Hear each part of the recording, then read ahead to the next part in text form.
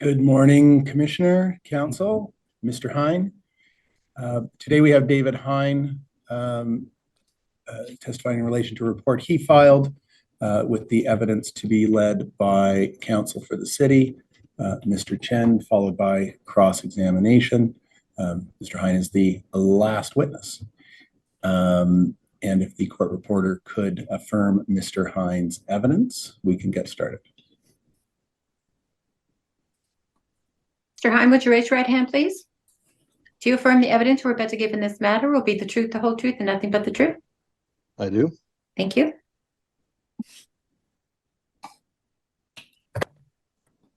All right, Mr. Commissioner, may I proceed? Yes, please do, Mr. Chen. Thank you. Before we get started, Mr. Hine, would you please confirm that you understand that as an expert witness, you are to provide evidence that's fair, objective, and nonpartisan? Confirmed. I affirm. So, could you speak up just a little bit? Certainly confirmed. Thank you. And Mr. Registrar, could we now please call up Mr. Hine's report, which is CAM 64775.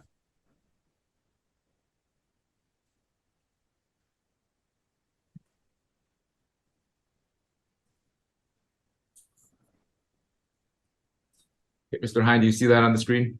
Yes, I do. You prepared this report for the inquiry, That's correct. and the report contains your opinions. That's correct. Mr. Commissioner, one housekeeping matter. I understand that there was a data entry error in one of the bar graphs in Mr. Hine's report. That is at image 9. If you could just bring that up.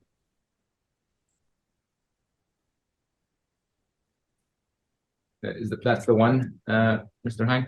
That's correct. Figure 5, southbound lane 2.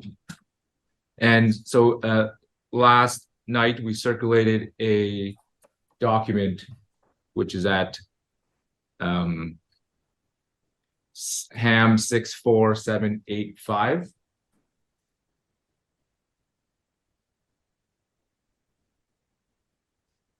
And so you'll see the original figure 5 at the top of that document, and then the updated, the slight variation, and the updated bar graph at the bottom. Is that right, Mr. Hine? That's correct. And what's the difference? The graph on the bottom has slightly higher or lower numbers. There's a transposition error in calculating the averages. I see.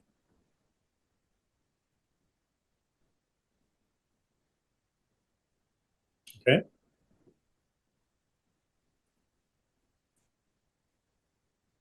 And so Mr. Hine's report is exhibit 222. Would ask that this document either be made the next exhibit, or my other suggestion would be to make it 222A, if that's possible. If it's possible, it'd probably be preferable to make it 222A. I don't know if it is. Yeah. Possibility is I think more technical than legal. I have no objection. Yeah. Can you do that, Mr. Registrar? Noted as exhibit 222A. Okay. Perfect. Thank you. Okay, Mr. Hine, let's start by going through your qualifications first. And his CV in the report starts at image 21, which, Mr. Commissioner, is A-1, Appendix A, page 1. You're going by the report. Thank you. All right, Mr. Hine, does this CV accurately state your qualifications? Yes, it does. Okay, so I just want to take you through some of it. It's obviously very long with all your experiences, and just want to highlight a couple of them. Let's start with your education. You obtained a Bachelor of Science from the University of Waterloo in 1984. That's correct. You have a professional engineer designation in Ontario. Correct. Okay. And now just want to turn to the heading on this page, areas of expertise. So I understand you have 38 years of design, evaluation, and management of transportation infrastructure experience. Correct. Okay, and just within those three areas, design, evaluation, and management, where does friction management or friction measurement come into play? It comes into play in all of them, all of the areas. How so? In terms of design aspects, it's designing road infrastructure to ensure that it has the proper smoothness, has the proper frictional properties, the proper aggregates that are associated with it. In the evaluation process, it's roads that are existing where we go and we evaluate the current condition that they're in and what we need to do to restore it to a higher level of service. So in other words, taking something that's 60 out of 100 and making it closer to 100. And then the management aspects, we look at the entire network. So this is all of the roads in a particular municipality or province or state, and we monitor their condition over a number of years to help make decisions and budgets for future restoration projects. Thanks, Mr. Hine. I'm just going to ask you to slow down just a tad as we go on. Understood. Okay, and now turning to your employment history, you've worked at a few places, TRO, John Emery Geotechnical Engineering Limited, and ARA, which is That's Applied correct. Associates. Just to summarize, is it correct that they are all engineering consulting firms? That's correct. And you specialize in pavement engineering? That's correct. So let's just talk about TRO first. You were a pavement engineer from 84 to 85, 1984 to 1985. That's correct. I started out as a student working in 2 work terms with the firm, who then hired me into this pavement specialty group when I graduated. And what does a pavement engineer do? Pavement engineer does everything with respect to design, evaluation, and management of roads, runways, anything that you drive on, basically. Okay. It was a relatively short period at TRO, but what type of work did you do there? Being a new person, I typically did field-related work, monitoring construction quality, laboratory testing of materials, and basically evaluation type projects. Okay. And then your next experience was at John Emery, or we've heard it being called as JEGL, from 1986 to February 2000. Can you talk about that experience? When we were at TRO, 3 of us, John Emery, who is the principal of JEGL, left the company, and a couple of us followed with him. So I was one of the initial founding partners of JEGL. And the work we focused on was pavement engineering. It was a fairly specialty activity that wasn't done by a lot of people at the time. And so we worked in all kinds of forensic projects with municipalities, with MTO, with other agencies across Canada, and some overseas as well. Okay, with respect to municipalities, did you have any mandates related to rehabilitation? Much of the work that we did was rehabilitation. Examples were projects related to City of Toronto, where we brought in new technology, which at the time was new, microsurfacing to Canada. And I was involved in writing specifications and monitoring the quality of the construction work that was being done. Okay, and so when you say you brought it to Canada, did you actually use it? Yes. It was the first. It came from the United States. It was the first time that it had been used, and we used it actually to rehabilitate or to fix a new hot-in-place recycling project that was done poorly, and so we needed to place a new surface on it. And so we were following. John was a very innovative guy and liked to do new things, and so we identified microsurfacing as a potential solution to this problem. Okay, and where was the microsurfacing done? It was done on Morningside Drive in the city of Toronto. All right. And you had mentioned doing innovative things. What about SMA? SMA was my first encounter with SMA was as a part of a Canadian Japanese conference that took place every 4 years. And we were invited to Japan, and the Japanese showed us several new technologies they had, including hot-in-place recycling. And we were introduced to stone mastic asphalt, which we then brought back to Canada.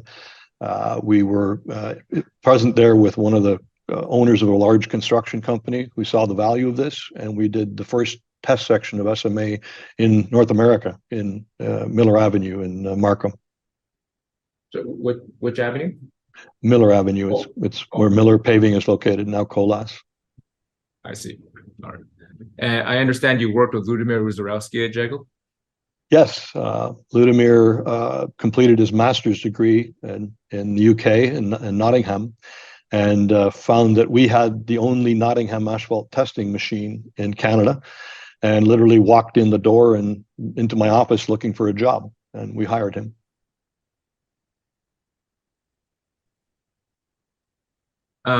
Thank you for that. Following Jeggle for about 20 years, you worked at ARA, Applied Research Associates, correct? That's correct. And at ARA, you were a principal pavement engineer and also the VP of transportation and in the infrastructure division. Yes, that's correct. I So was hired by a gentleman that was working for ARA at the time named Dr. Jim Hall.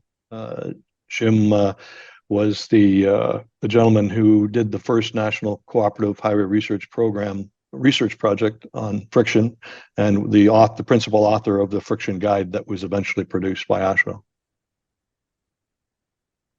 and as a VP of transportation, you led a team. Yes, I led a team of approximately 90 engineers and technicians in 8 or 9 offices in both Canada and the United States, doing similar work. We're a specialty pavement engineering firm. Okay, so were you involved in friction measurement and pavement work in both Canada and the US then? Yes, my group was the one that was responsible for the locked wheel testing equipment, collecting friction data.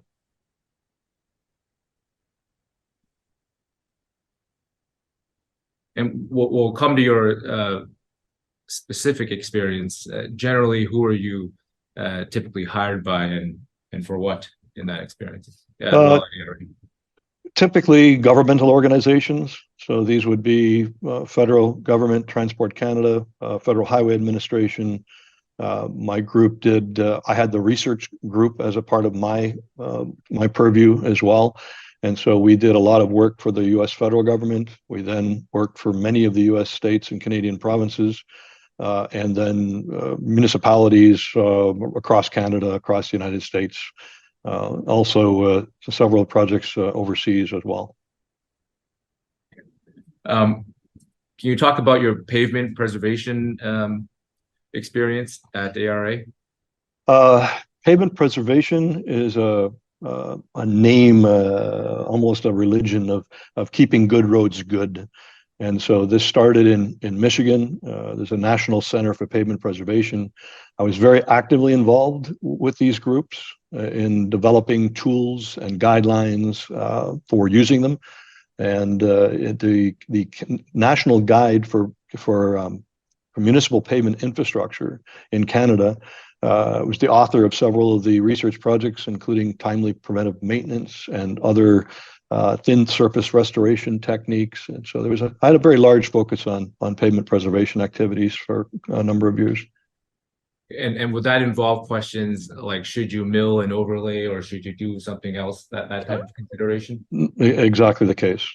We developed many more techniques than we used to have. We used to just put a new layer of asphalt on top of the old one. But when we developed things like the milling machines and thinner, less expensive, higher quality interventions so that we could make roads last longer, and by doing that, save money. You can bring up image 22. And so just before this is a heading called professional affiliations, but here you were involved with TAC, the Transportation Association of Canada. Yes, correct. Okay, and what's TAC? So TAC is a volunteer organization in Canada that brings together transportation professionals. Canada is one of the only countries in the world that doesn't have a national body, a governmental body that's responsible for transportation. Transport Canada used to own all the airports in the country. In March of 2000, they were all divested to the private sector or to nonprofit groups.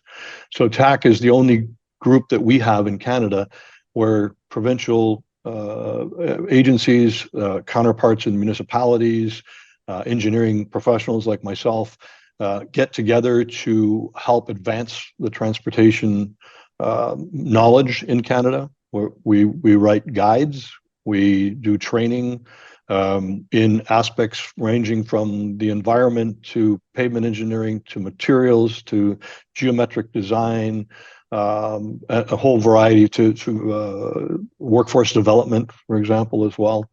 And so it's our de facto national transportation group. And just the first bullet there, it says past chair, pavement standing committee 86 to present. Can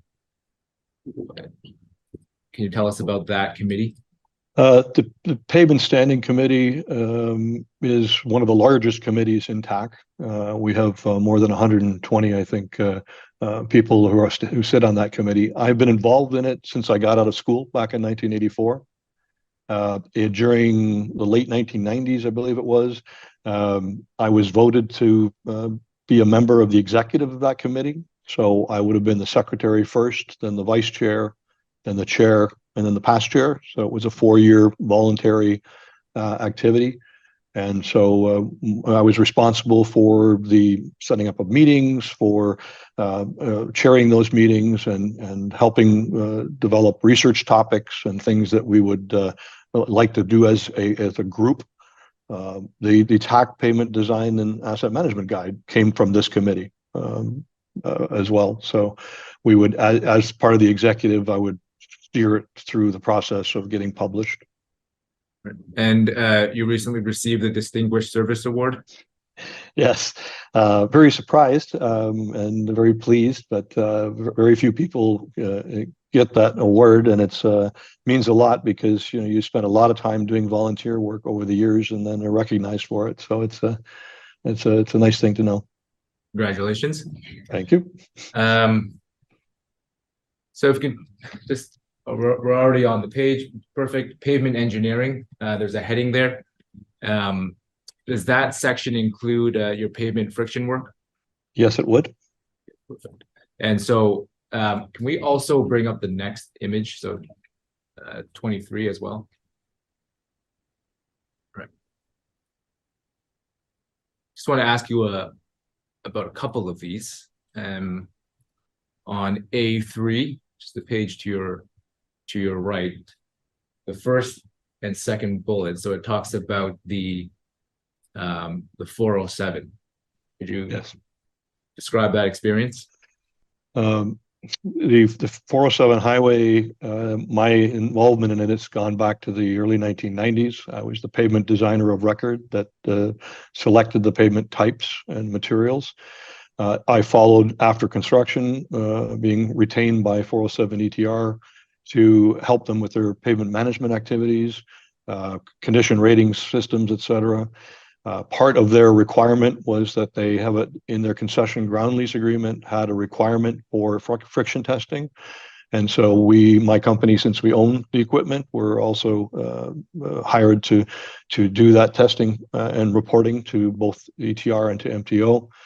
And then eventually also advancing it further when the AASHTO guide came out in 2009. If 407 wanted to develop a friction management plan. So I'm the author of that plan, and with guidance from Jim Hall, who I mentioned hired me earlier, developed that friction management plan with a group of people, with ETR and us as consultants, and then continued that further in doing collision analyses on an annual basis. Friction testing was done every 2 years, and collision analysis was done using the friction data from the previous years, so the most recent data, to evaluate potential areas where we would look to potentially improve the roadway in terms of friction. I was going to ask that you try to slow down just a little bit more. Thank you. Okay. And then the couple of bullets below your 407 experience, there are a number of pavement surface friction testing mandates for, see the Huntsville and Owen Sound District, region of Durham, region of York, 407 East Phase 1, Windsor, Essex, Highway 7 East Phase 2. Can you talk about if there are similarities between that work in terms of the equipment that you used and so on? In the earlier days, when I was at Jagle, the testing was typically done using a British pendulum. It's sure that you've heard about this already, but it's a small device developed in the UK that's used like a pendulum or a fulcrum to measure friction. So Durham region, for example, and being older, would have been with a British pendulum. There was some other work using a device called a flow meter, a different method of measuring friction. And the majority of these, including region of York and the public-private partnership projects, the 407 East, Windsor Essex Parkway, for example, all of those are done with the lock wheel trailer, the ASTM brake force trailer. Did you try the grip tester for any of those? Yes. So our experience with 407 ETR, we were bringing the friction tester into Canada on a every 2-year basis to do testing projects. It requires crossing the border, paperwork, and things like that. And so while we are required to test using that device specifically on 407 and all of the other ones you see here, we wanted to have something that was more of a continuous basis, something that was less expensive than a brake force trailer. And so we had a supplier in Canada of the grip tester, and so we purchased one for ETR, and we used it in between to go and test in years we didn't have the brake force trailer present. And we did an evaluation program to see how well that device would correlate with the lock wheel tester. Unfortunately, that wasn't certainly the best, but at least it gave us some more detailed numbers that we could look relatively if the friction was staying the same or was changing with time. Yeah, and we will likely get into this later, but you said I think you said the correlation between the grip test and the lock wheel did not go well. Yeah. Right? Yes. Okay, and maybe in just one or two sentences, what do you mean by that? We tested at various speeds. We tested at various conditions, and we found that the one-to-one correlation between the equipment was not very suitable. It was very low. It was a correlation coefficient, if I recall, 0.3, 0.4, or something like that. So outside of the 407 experience, you have other experience with the grip tester? My other experience, direct experience, was in my company sold equipment and technology and training to the Dominican Republic. And so what that included is, as well as pavement strength testing equipment, was a grip tester, which is what they wanted. And so I go back a ways with Tradewind Scientific, and Len and I went down and taught the Dominicans how to use the equipment. Len as in Len Taylor, right? Len Taylor, that's correct, from Tradewind. All right. You seem to know everyone who has testified on friction matters. It's a small group. Okay, turning to the forensics and litigation heading, which is at image 30.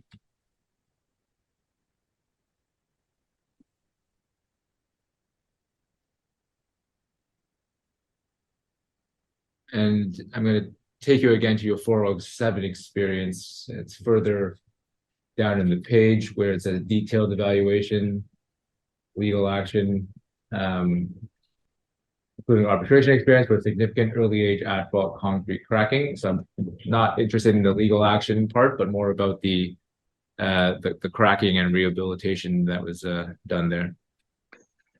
So in 2007 fall into the spring of 2008, we started noticing some very strange looking cracking on the east section of 407 ETR's asphalt. Cracking appeared, it just was almost a random pattern. And so we were very concerned that this was going to affect the performance of our pavement. And so we did a field evaluation, took cores, did extensive laboratory testing, and we're not able to figure out exactly what the problem was. It basically passed all of our tests. Our concern was that we didn't want the cracks propagating from the surface into the lower layers, damaging those lower layers. And so the highway was going to be widened within a year or two. And so we used microsurfacing on top of that cracking to determine if we were going to get an extension of life. We built a 500-meter test section. What we found from that cracking was that it immediately within one winter cracked through the surface of the microsurfacing. So it stuck to the pavement, but ultimately it was not really the solution for our we call it top-down cracking.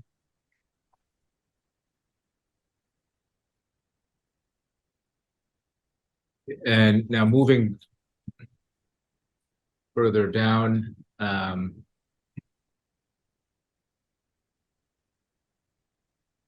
to image 35, which is page 15.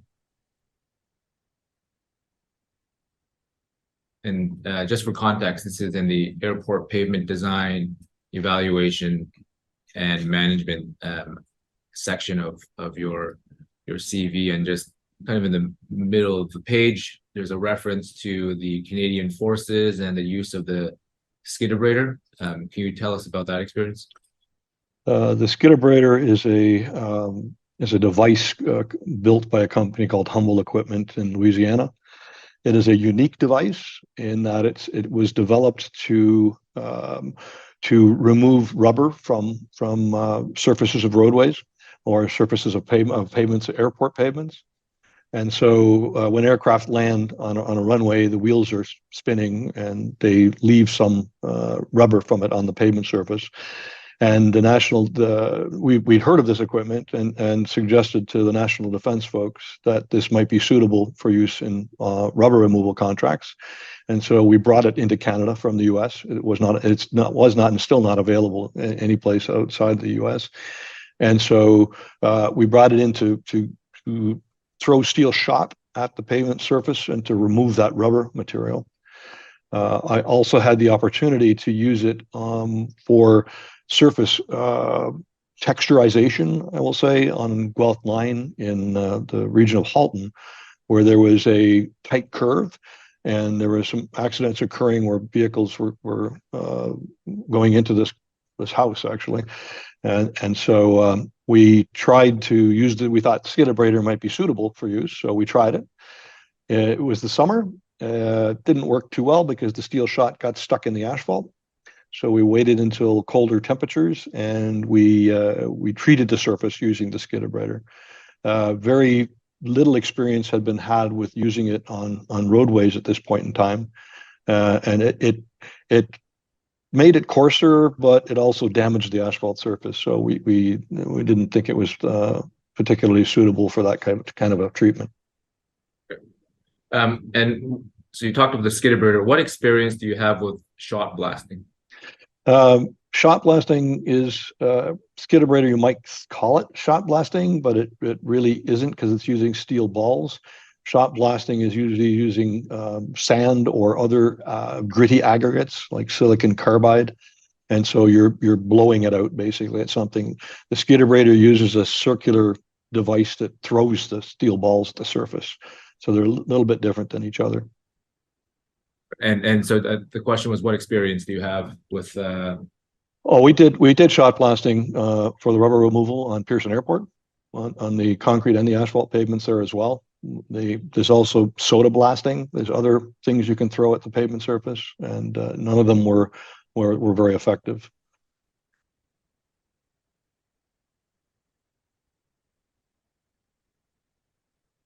One other I might add is blast rack. It's a device that's used to abrade the surface of the pavement, and so sometimes it's used to improve macro texture. And I've used that on 407 ETR as well. Right. Yeah, the blast track has come up in the Yep. course of the inquiry. Okay. And not surprisingly, you have a section on technical courses, workshops, webinars, and training. So you've clearly spent significant time teaching. Does that include teachings with respect to pavement friction, pavement preservation, that type of stuff? Absolutely. So all of the evaluation courses, all of the design courses, I have a module in pavement surface friction testing and evaluation of data.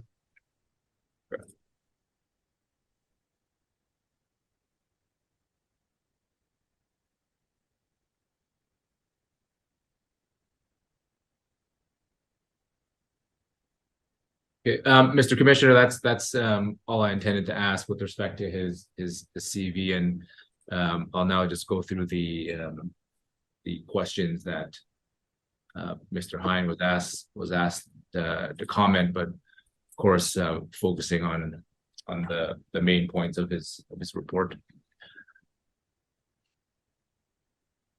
So can we go to image 4, Mr. Registrar?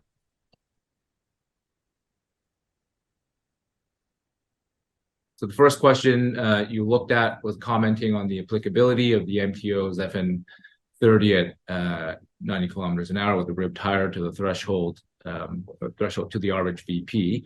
And so you've set out Dr. Flinch, and we know that Dr. Flinch doesn't offer an opinion with respect to the MTO's use of that, the FN30, although he notes it as being having some frictional value. And so you've been asked to comment about that. So can you elaborate on your opinion?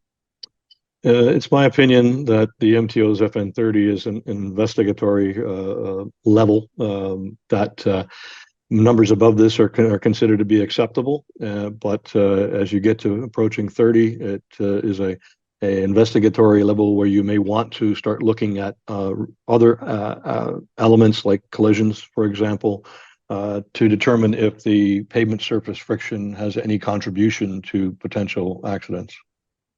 And in this section, you've listed a couple of reasons for your conclusion as to why it's an acceptable friction value to use. So at paragraph 9, first, you talk about your career and what you've seen in terms of the use of FN30 for as an investigatory level. Can you elaborate on that?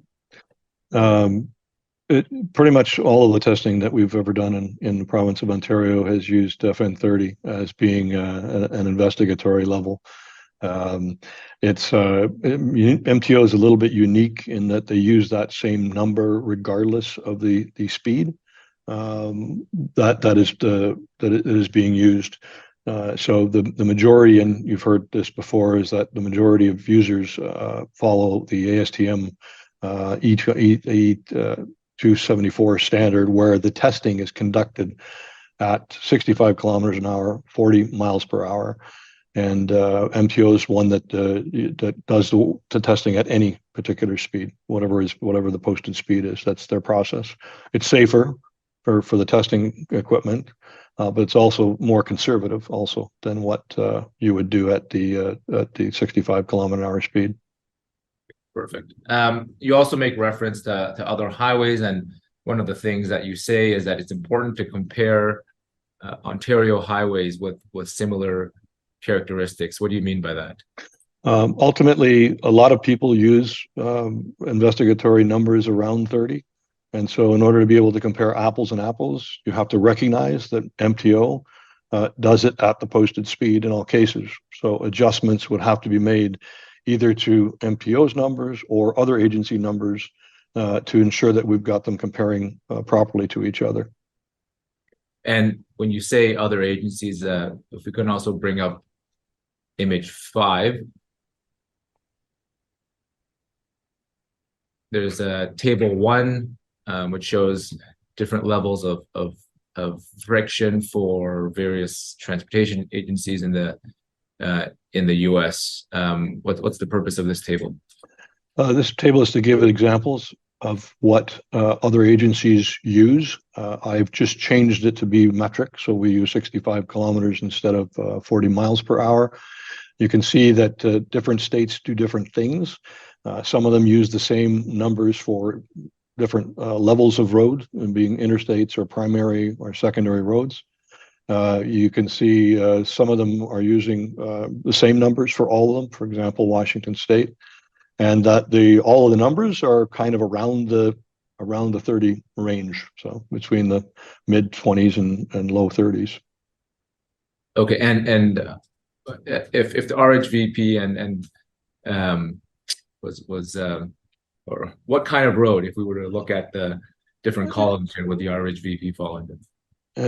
In Canada, particularly, we do not use the same designations for road classes. It's different in Quebec or Ontario and others. I did some research on that in the past. In this particular case, I would consider the RHVP to be similar to 400 series highway that we have in Ontario, which would be considered an interstate highway in the US. Okay. So if you were to compare the FN30, we'd be looking at the figures, or the numbers in the interstate column. That's correct. And you also do a speed adjustment. You just talked about the 65 kilometers an hour as being the usual standard. But of course, the MTO does it at the posted speed, and so you undertake a conversion. That's correct. A conversion is necessary to bring the values that we'd have in, say, FN90 in Ontario to be down to equivalent to 65. That's 25 points difference between the two. And MTO has a history of using approximately 2 FN points for each 10-kilometer difference in speed. By applying that to the 25K difference in speed between those numbers, you would end up with a 5 FN point difference. So to convert the values you see in that table, using that 5-point conversion, you would end up with FN values ranging somewhere between 23 and 36 out of that table. Right, and I think you identify that in paragraph 12 of your report. It ranges from FN23 to 36, and that the MTO's FN30 criteria would fall roughly in the middle of that interstate range. Correct. All right. Okay. So now moving ahead to question 2, which starts at image 6. Right. So here you're addressing Dr. Flinch's characterization of the friction testing results on the Red Hill, and in his report he's used the words relatively low, and I understand in your report you disagree with that. Why do you disagree? I disagree because values in Ontario that are 30 or above would be considered to be completely acceptable. So I wouldn't consider them to be relatively low because they would be acceptable, and action is not needed to be taken at this time related to friction. And as part of your review, I take it you looked at the available friction results on the Red Hill from 2007 to 2019. That is correct. And that, of course, included the trade wind friction results. That is correct. And just for context, do you know why Tradewin was asked to undertake friction measurements? I wouldn't, no, not really. I understand from reading testimony of others that Golder asked an MTO initially to if they could do the testing. They indicated that they were too busy. They weren't. They try to help out when they can, but they were too busy at the time, and that they suggested that Golder contact me because MTO knows that we do the 407 ETR and other testing using the lock wheel trailer, and I didn't hear from. I never was asked by Golder or anyone else to provide the lock wheel trailer. So maybe because we are competitors potentially, but I know Lidimir quite well, so I'm surprised he wouldn't have asked me. And so in any event, if you had conducted the testing, what testing equipment would you have used? I would not have used the grip tester for sure. I would use the lock wheel trailer. It's the only device that we have. The only device that we have reference for is all the MTO testing that's been done in the past. So when you say reference for, what do you mean? A reference in terms of a absolute value at which point in time an investigation may be warranted. So they have the history in Ontario. They were the only agency doing that type of testing for the longest time. Okay, so just moving on to the friction results obtained by Tradewin, I'd like to, Mr. Registrar, to pull up GOL 1113, images 17 and 18. So it's GOL 1113, images 17 and 18.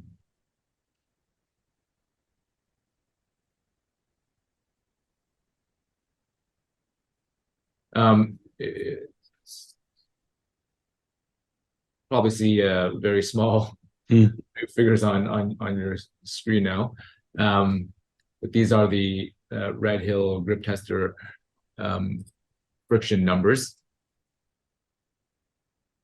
You recognize these figures? Yes, I do. Okay, so if you had these results in late 2013, what steps, if any, would you take as a consultant? Well, first of all, I said I wouldn't have used the grip tester, but the data is of some value still. Looking at least relatively comparing numbers. If you look at number 3 column there, where you've got some 50s, low 50s, and then it moves down to the kind of 30s area, I'd be looking at a relative comparison between areas that may be higher or lower, so to speak. I wouldn't have the ability to use these numbers to make a decision with respect to an investigatory level, but I can look for trends. Okay, so you're not looking at what any particular number would mean with reference to a scale. You're just looking to see if you have variation between 20 and 40 and 30 and that type of... That's correct. That's correct. I might take this data and go look in the field and see what might be. There might be a reason for the numbers getting higher or lower. It might have been selective resurfacing of the asphalt with a newer material, or it might be an older patch. There might be dips or bumps in different places that may affect the equipment as well. So I'd still use it to go, at least I said, look for relative differences and potential causes. And so when you say relative differences, is what you're saying that you're looking for significant deviations? I'm looking for oddities, some localized areas that may be lower than others. This one, I would suspect that maybe the 10,000, the beginning stations in the 50s there was a different asphalt material, and without going in the field and looking at it and seeing, try and identify where they started exactly, and if it matches up with different asphalt, I kind of have an answer for why it's different. Right, and you'll recall that when Tradewin did the testing, it went from the link to the Red Hill. Yes. Okay, and so you may have answered this question, but just looking at this this data, do you see significant deviations in your view? I see at the beginning, it's at the higher numbers. There are some. There are There are some that go down to the 20s there, near the end of them. I'd be looking for those trends. I see it going up near the end as well. Okay, so just asking the question again, do you see significant deviations or not? Well, yeah, I see. It's like I said, I see those at the beginning and also near the end. I see different highs and lows. There's a couple of spots I think I see there where they're in their 20s. And I wouldn't necessarily call it a significant deviation. It's a trend. Okay, and is that a trend that concerns you? Not without going out and looking at the road. I mean, I would be looking to see if it's an anomaly with testing, or if it's a different texture surface pavement, or they did a patch that I mentioned. When I see individual values really don't mean much here. I mean, we've got a lot of testing data every 100 meters. So individual sections don't really concern me. And you had talked about I think the variations in this data. Can the operation of the grip tester itself play a role in that? We found in our work with ETR that the rougher the road surface was, the more variation we got in grip tester numbers and grip numbers. And we attributed that to the weight of the vehicle, because the grip tester is a small device. I can pick it up and put it in the back of a truck. The lock wheel brake force trailer, you can't do that because the trailer has water aboard the system as well. And so the device moving around and bouncing around would cause variations in the grip numbers that we saw.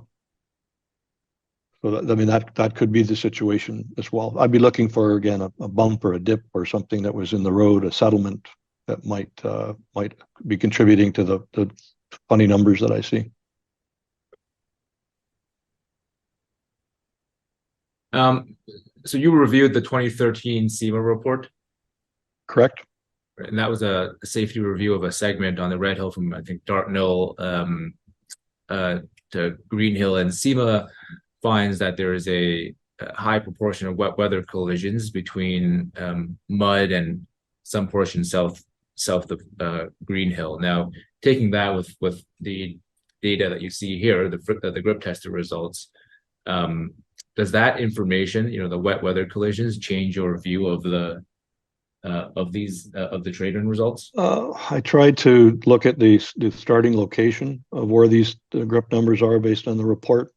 And the couple of areas where I see smaller numbers in the 20s were outside of the limits of that SEMA report. So I wouldn't directly link wet weather accidents to friction based on this data anyway. Okay.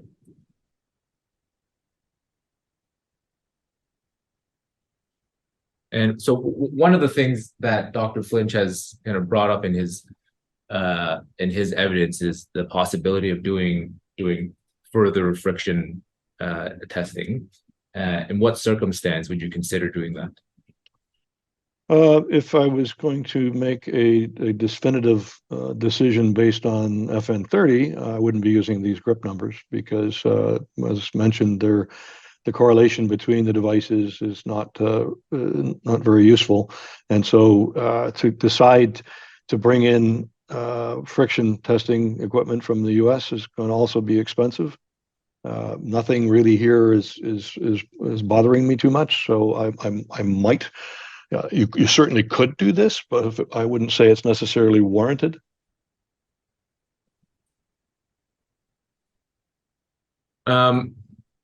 And then just moving forward, you know that the MTO conducted friction testing the following year in 2014.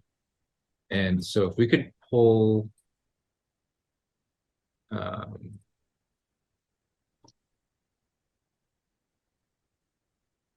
bring up Dr. Flinch's report, which is EXP 191.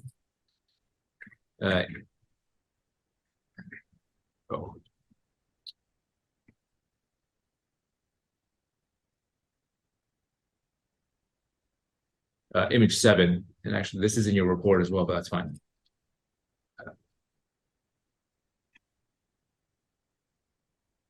And you, so Mr. Hine, you looked at the 2014 MTO results. Mm-hmm. Correct. And what was your view of those numbers? Those numbers are above 30. And I see that there's been a trend going from, this is a classic SMA trend where the early numbers are a little bit low.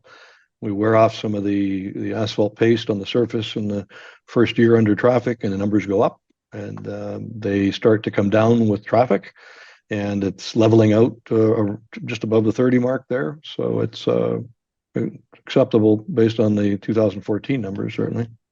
Okay, and since you talked about the trend and the leveling out, I'll just ask you now.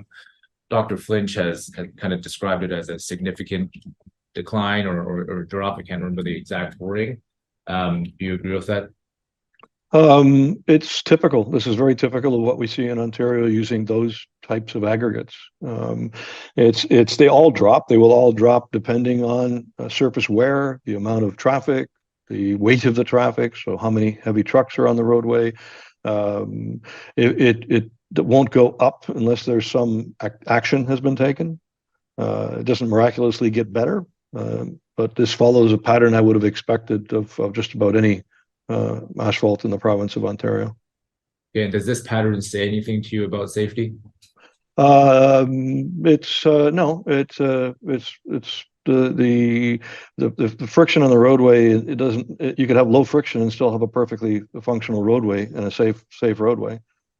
So this pattern is typical. The available friction is coming down slightly, but it doesn't mean that necessarily the road is unsafe. And I just want to clarify a statement you just made. You said you can have low friction and the roads still be safe. Are you suggesting that what you're seeing here is low friction, or are you just making the comment? No, I'm just making the comment on the pattern. It's above 30. It's above the investigation limit for MTO. Okay.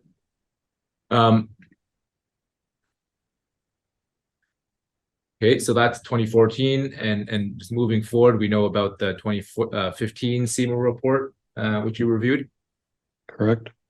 Certainly, I'm not going to ask you about the specifics, but you are aware that SEMA found that wet surface collisions made up about 50% of the collisions on the Red Hill Valley Parkway. Yes. And in your view, is 50% high for wet weather collisions on a roadway? I would expect them to be somewhere between 20 and 40% normally. You do have more wet weather results, but that's why we test when the road is wet.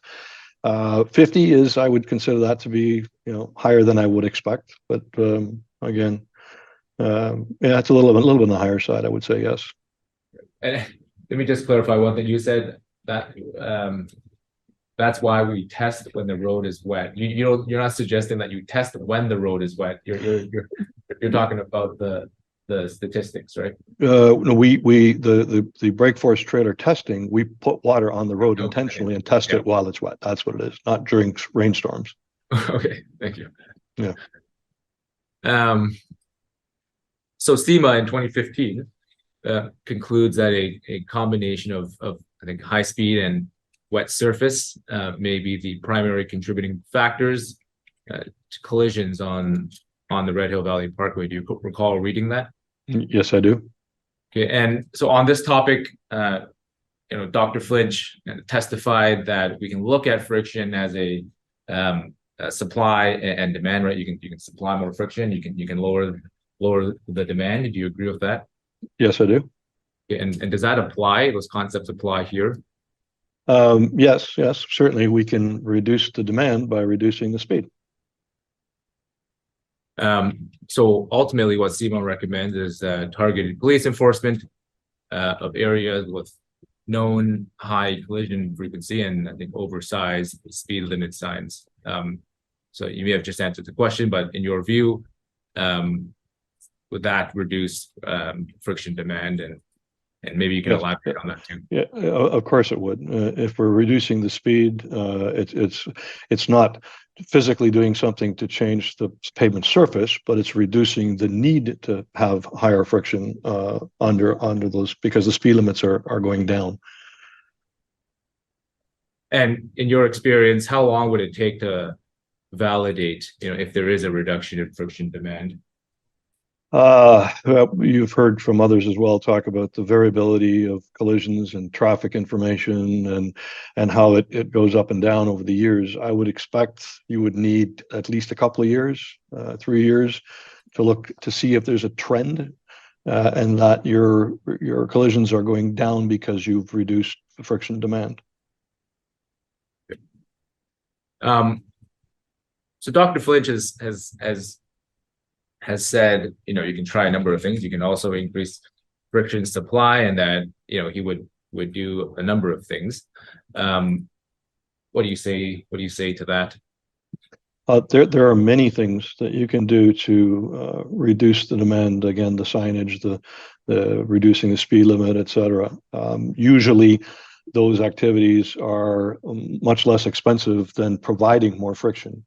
Providing more friction, you're going to either remove and replace a surface, put other types of surfaces on top of them, and they can be significantly more expensive and not necessary if you can develop it in another manner like signage or speed enforcement. Right. And would, in your view, increasing friction necessarily decrease or reduce collisions? Oh, no. It wouldn't necessarily reduce them, no. Correct. Why is that? There may be no influence of the collisions interacting with the friction. That's why you're doing a collision analysis to help identify locations where potentially it was friction that contributed to the accident. And in my experience, the majority of accidents don't have anything to do with friction. Right. Moving forward in the timeline, in your report,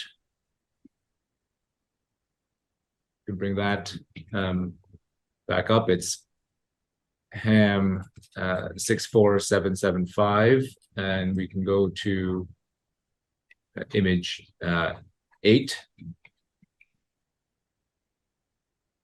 on the one hand, and if we can also bring up the document HAM 64785, which contains the updated southbound lane 2.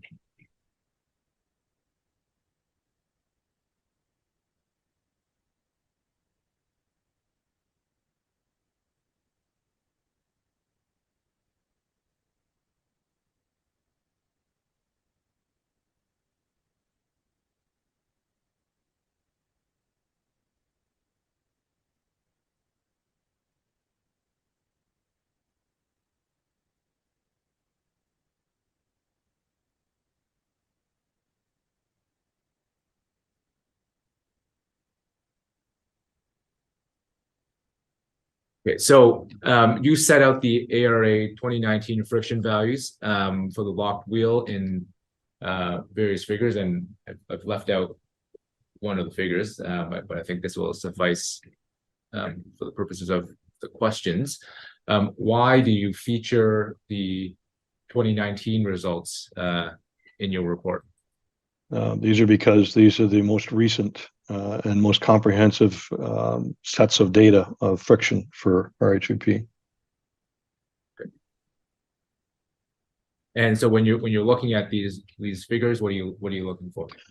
I'm looking for, they've been divided into 500-meter sections. I'm looking for outliers of those 500-meter sections and for values that are less than 30.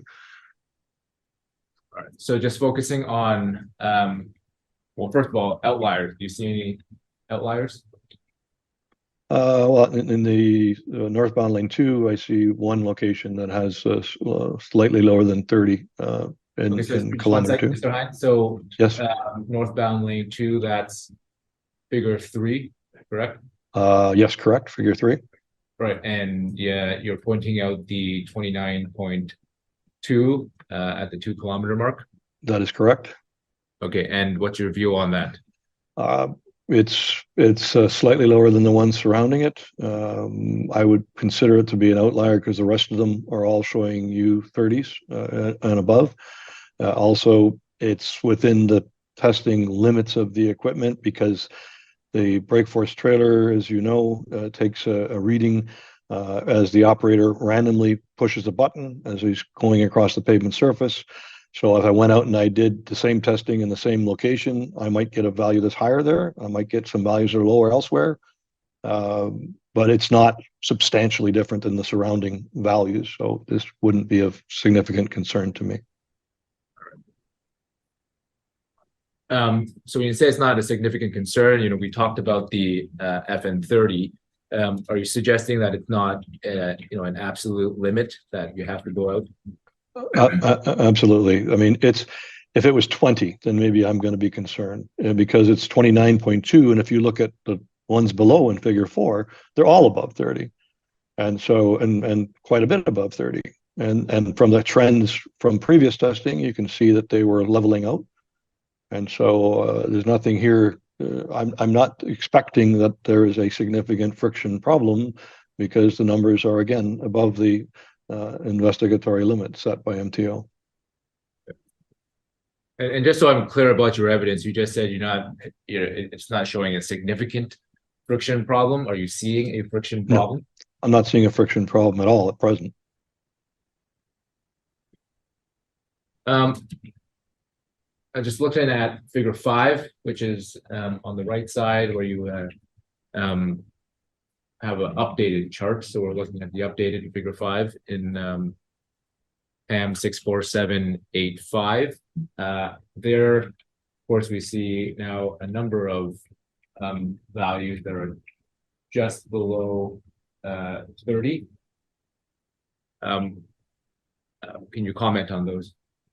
I have a similar comment. Again, these are very close to the 30 value. It said 30 is not a cast in stone. 29.9 means it's bad. So they're very, very close to each other.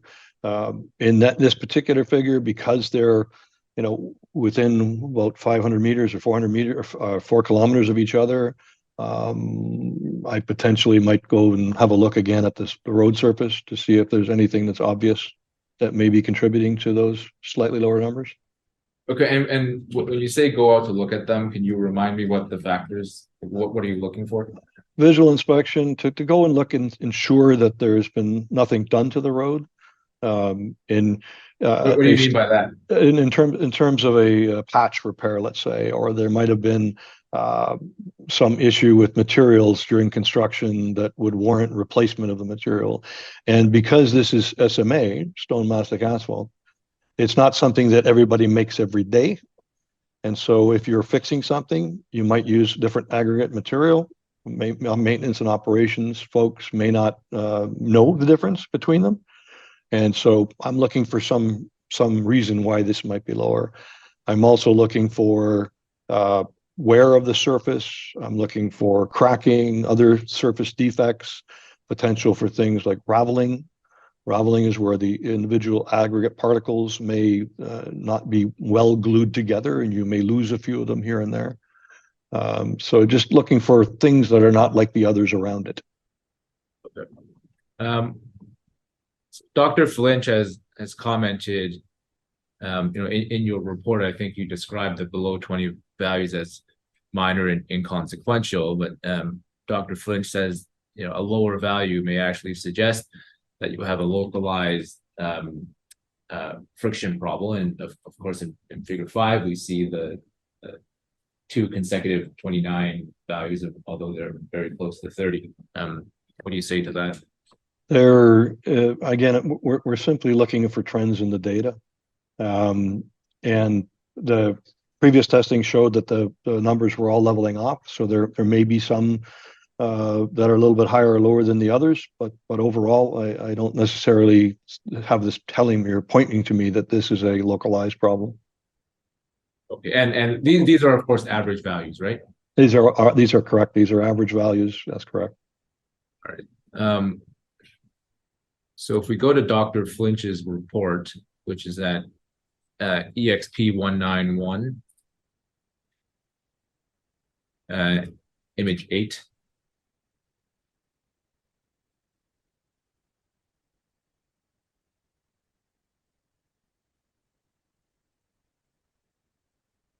This is figure 3, Dr. Flinch's report. ARA friction measurements from May of 2019. So that's before resurfacing in the southbound direction. You looked at this figure, Mr. Hine? Yes, I have. And so the bar graphs that we were looking at in your report were average values. What does this show?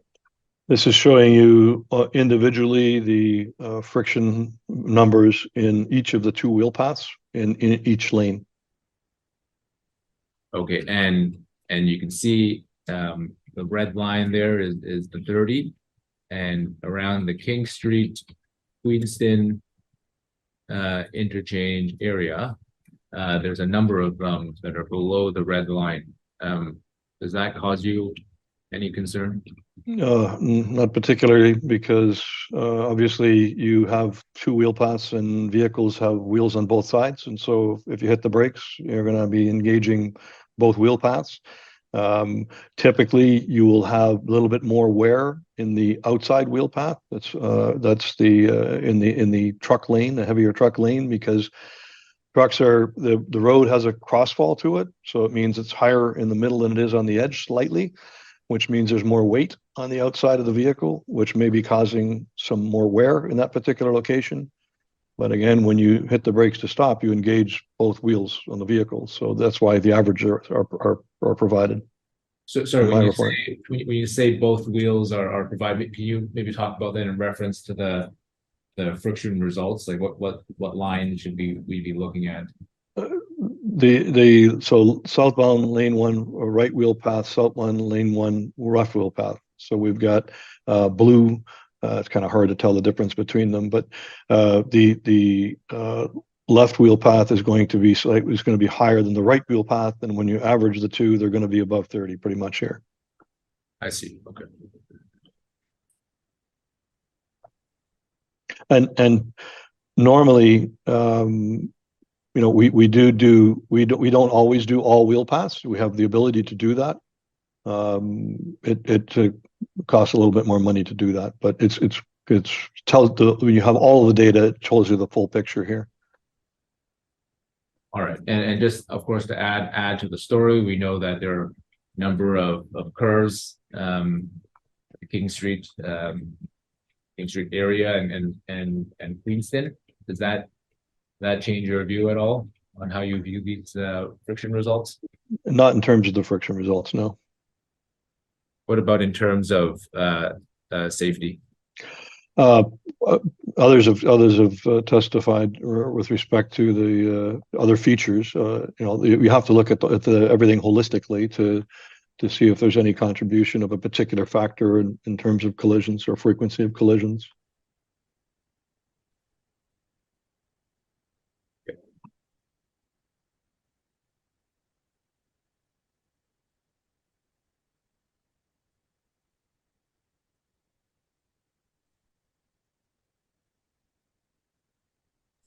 So if I can just summarize what you're saying, friction could be a potential contributing factor, can't be a cause unless it were much lower, but could be a potential contributing factor in those areas, but you can't tell just on the basis of this raw data. You'd have to do a collision analysis to determine what the contributing factors to the accidents in particular localized areas would be. Yes, I would agree. Okay. And typically we don't get that kind of level of granularity. from the basic collision reports. Right, that may be a different issue, but Yes, correct.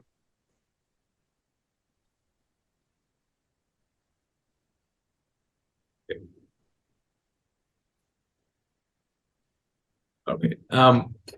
Just while we're talking about that, just going back to our discussion about this, supply and demand of friction. I asked you whether increasing friction would necessarily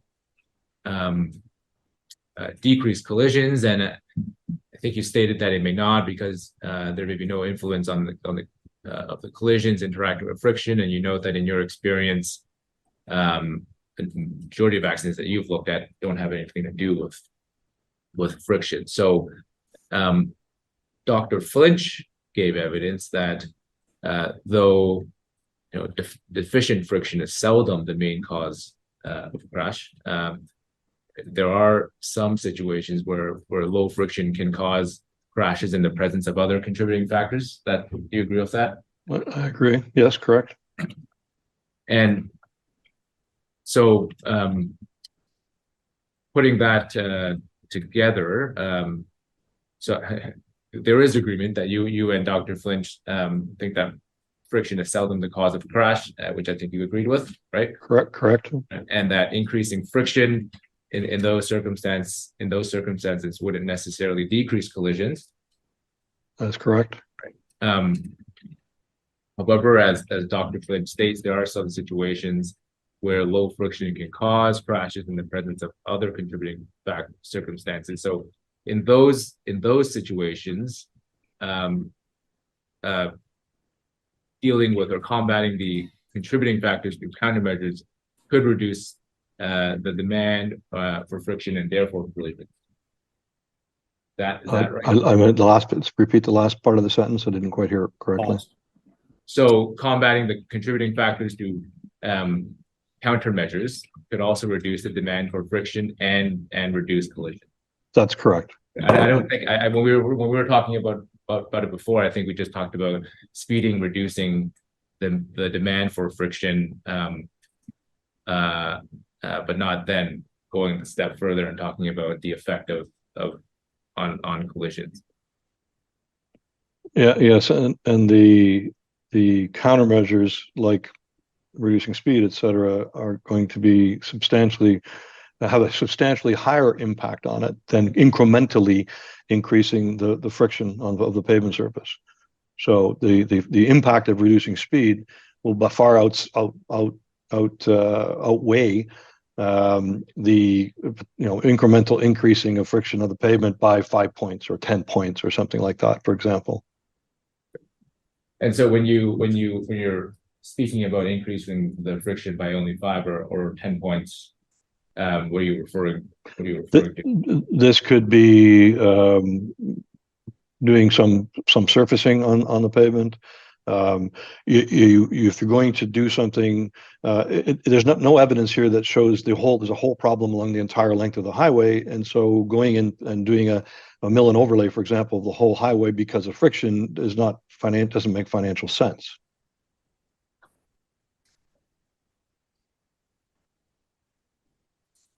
You're going to get better bang for your buck by reducing speed or other factors, driver awareness, for example.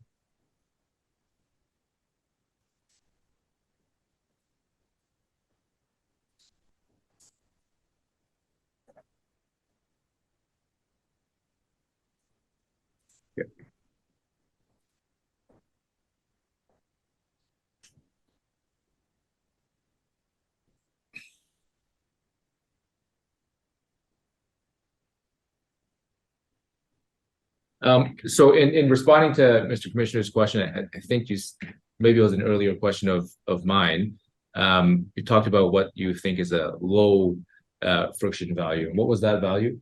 A low average value? Low would to me be in the 20s, low 20s. Okay, and that's in your work, in your career, have you seen friction values like that? Oh yeah, absolutely. I've seen them on other locations. Yes. And did that result in any kind of investigations that resulted in friction being the main issue of a safety review and friction being found to be the main cause? An example would be an evaluation I was involved in Highway 115, for example. There were 3 sections of concrete, 3 different sections of asphalt, and friction numbers were low. And so there was concern that they would be potentially contributing to accidents.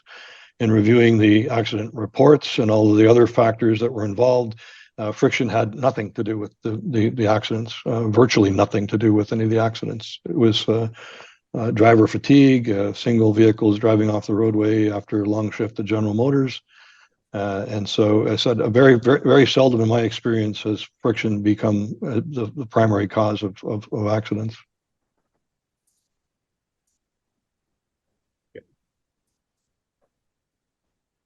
If we can go back to your report at image 9.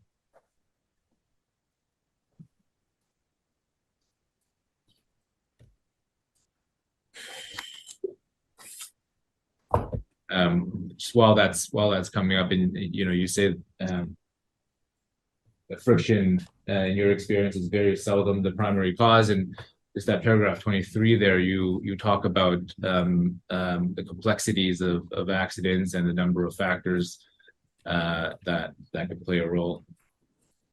See that? Yes, I do. If you can just elaborate on that. As you've already heard, and I know that the traffic accidents are very complicated events. They have a lot of human factors associated with them. The condition of the road surface, the weight of the vehicle, the braking systems, the air in the tires, the wear on the tires, the type of tires that are there, ultimately visibility and geometry and all of these other things can potentially lead to a collision. I just want to quickly touch on the next topic, which is that image 10 of your report, driver expectation.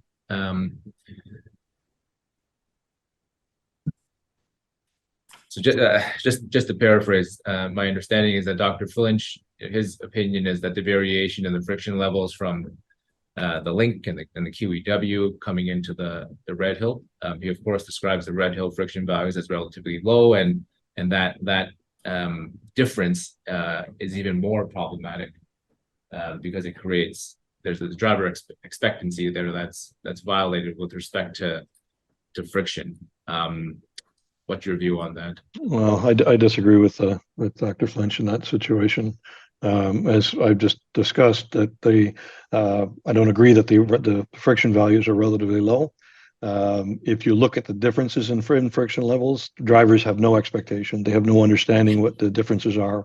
And they encounter this on a frequent level. They encounter this all over the place because pavements of different ages, different classifications of roadway, some that have different aggregate surfaces in them. They encounter different friction availability constantly on the roads where they're traveling, anywhere they're traveling.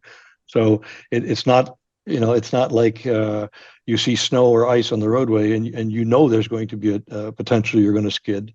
It's inherent with all of the surfaces that we drive on, be it chip seal roadways in the countryside or concrete pavements on ETR or QEW. It's happens all the time, and I don't think there would be any driver expectation that there would be something miraculously different as they moved from the link to the Red Hill Valley Parkway.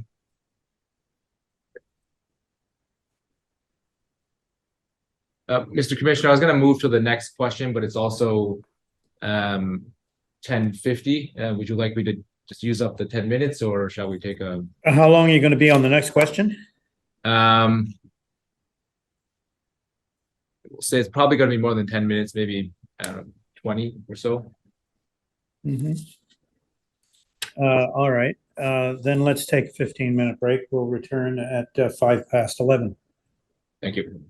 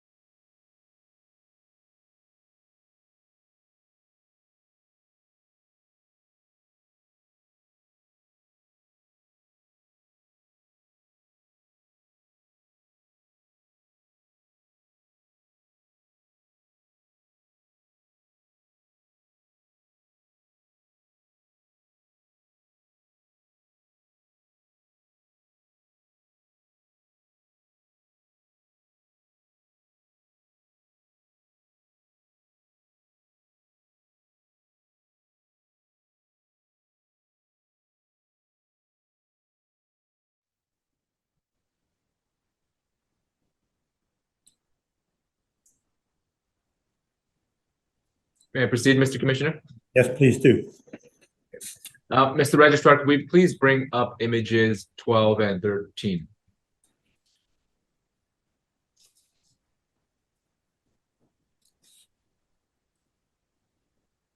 So while that's happening, Mr. Hine, the next question that you would let me make sure I'm in the right section that you address is the necessity of remedial measures and timing, and specifically with respect to whether the Red Hill should have been microsurfaced in 2014, and the question of shot blasting in 2019. So in this inquiry, we've heard evidence that recommendations were made the city in 2014 to microsurface a large portion of the Red Hill Valley Parkway. And we've also heard evidence of a recommendation to shot blast in 2018 or 2019. So I just want to first address the microsurfacing question. Paragraphs 30 and 31 of your report, you talk about your understanding of how the microsurfacing suggestion arose in 2014. Could you describe that? So my understanding of the request from Golders is that they were retained to complete the pavement evaluation on the highway. The evaluation is something that's very commonly completed, and so this would entail a surface condition survey, looking at types of cracks, how severe they were, how much of an extent they were, like how many there were basically on the roadway. It also included some coring of the asphalt material, so removal of core samples, and testing surface friction. In terms of the friction testing, Golder retained Tradewind to do the friction testing using the grip tester. As I mentioned previously, I think this was somewhat unusual in that Tradewind's primary business area was airports, and while we don't use the brake force trailer on airports, they certainly use the grip tester. So there's very little experience in using the grip tester on roads in Canada, certainly. The results from that were put in an appendix of the report. Golder recommended resurfacing, milling, and so removing the existing asphalt surface and replacing it for about 2.5 kilometers of the roadway, intending to address the areas that had more significant surface cracking. And so again, only a partial, it's a removal of that one layer and replacing it with a new layer. And then that the remainder of the pavement could be done using microsurfacing, which would have comment was that it would deal with the relatively low friction values, if I recall the wording directly. Okay. Yeah. And so just on the microsurfacing, in your view, was microsurfacing necessary in 2014 to address friction? I do not believe it would have been necessary to address friction because, again, the friction values were reasonably good. It seemed to be more of a, you can do microsurfacing to address the cracking, and that its secondary importance was it would address what they called relatively low friction values. Right. And Dr. Flinch, when he described microsurfacing, he said, if done properly, what do you think about it? I'm not really sure of the context of why he said done properly. If anything done properly, obviously, if it doesn't, you don't do it, it won't work. Microsurfacing can be a difficult material to use in some cases because you need proper compatibility between the emulsion, the glue that's holding it together, and the aggregate materials you have. And so there have been some issues in the past with it not working well. The region of Durham has done a lot of microsurfacing over the years and found that it was necessary to clean and coat the existing surface with emulsion to help glue it down. But we've certainly been doing it for a long time. So I think obviously it needs to be done properly. It needs to have the right aggregate selection and things like that. Right. No, I think the spirit of the comment was that there could be challenges, and which is what you may be describing. Is that fair? Yeah, and also it requires time to cure, so to speak. So it's using what's called an emulsion, which is a mixture of asphalt cement and water. When the water evaporates, the asphalt cement comes back to hold the glue together, and so that takes some time. An example, when I first did that on Morningside Drive in Toronto, we had cones set down the side where the device was applying the microsurfacing, and a gentleman decided he wanted to get around something and drove his car through it. That makes a mess. And so we can back up and fix that, but it doesn't look so good on his car. So there would be some disruption, certainly to traffic and whatnot, while the material cures. It doesn't take long, but you have to let the water evaporate.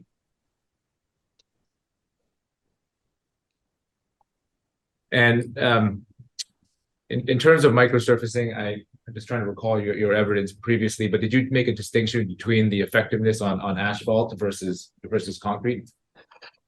In terms of I have done microsurfacing on concrete, and it's worked. So 407 ETR is a very advanced group in trying things out. They don't need to buy them from a low bidder, so they're very interested in seeing how we can maintain the white pavements white and the black ones black, i.e. the concrete and the asphalt. So we can make it work either way. It doesn't make any much difference. All right. At paragraph 33 of your report, you refer to a cost benefit analysis in deciding on a particular remedy. Could you articulate that for us? Certainly. In my career, particularly in Canada, I've found that we don't typically buy the cheapest upfront. We look at the life cycle cost. And so one of those documents that I wrote for the National Guide for Sustainable Municipal Infrastructure was timely preventive maintenance, and we do life cycle cost comparisons. So we look at what does it cost us to buy the product? How long is it going to last? What do we have to do in the future to maintain that roadway for a period of 50 years typically for a municipality? And so we're looking for cost value. If we don't get a return on the investment by having an extension of service life, making it last longer, then it's not worth to select that alternative. You have other choices of things you can do to restore the pavement to a good condition. Okay, and what's your view of the friction value at the time play into that cost benefit analysis? It might, if that's the reason why I was doing it. But it certainly seemed the reason it was being done was primarily for addressing surface cracking. Mm-hmm. And in my experience with DTR was that it didn't give us value. We tried a test section and we got cracking right through within 6 months. And so I didn't need to improve friction, so there was no value to me to do that.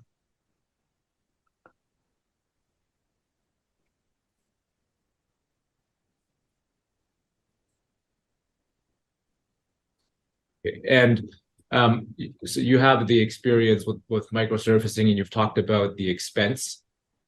What's your view on the expense if it was applied on the Red Hill Valley Parkway? If we remove the sections, the kilometers that they had suggested mill and overlay, it probably would have been very close to $1 million, I would say.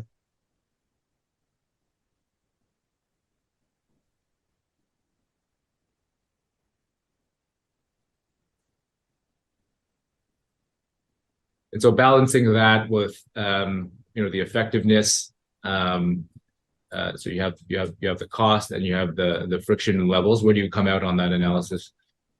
Well, again, you didn't need to do it for friction, first of all. So the value to the city would have been a lot of money spent for a little value related to friction. And if you look at the 500-meter sections in my graphics, the majority of it doesn't require anything. So placing it for friction wouldn't have given you any value. Right, but if I can just make sure Sure. we focus this in the right area. I accept all of that, but that wasn't the exercise, as you have pointed out, that was before the city. The city question was, would you bear this expense to address the cracking? Right, and incidentally, if you did that, then it would have a positive effect of some significance, who knows what, on friction, but it wasn't, as the last question suggested, the question of is there value in from a friction perspective that's worth $1 million. It was really, was it not, is there value of $1 million in terms of addressing the surface cracking? And I think I understand your answer in that context to be probably not, because your experience is it wouldn't have a long enough life. That's correct, Commissioner. Okay. Just for clarity, what if it was the friction question? Well, Mr. Chen, why would that be a relevant question? Whether the friction value would play into whether the city decides to microsurface or not. Yeah, I mean, maybe you have a different interpretation of what was being recommended than the witness. All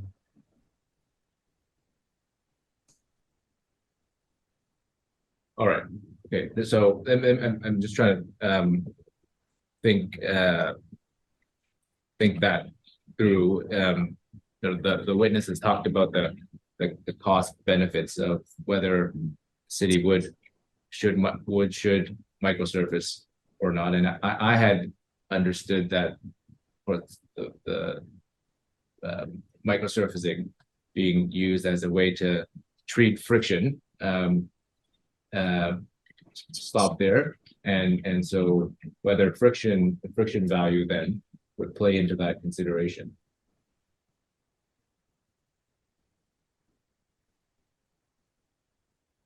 Does that make any sense, Mr. Hunt? You'd have to rephrase that, I think. Well, would the friction value play a role in the decision to microsurface? If it was necessary to improve friction, then it could play a value, certainly, but it wasn't necessary to do that. Okay.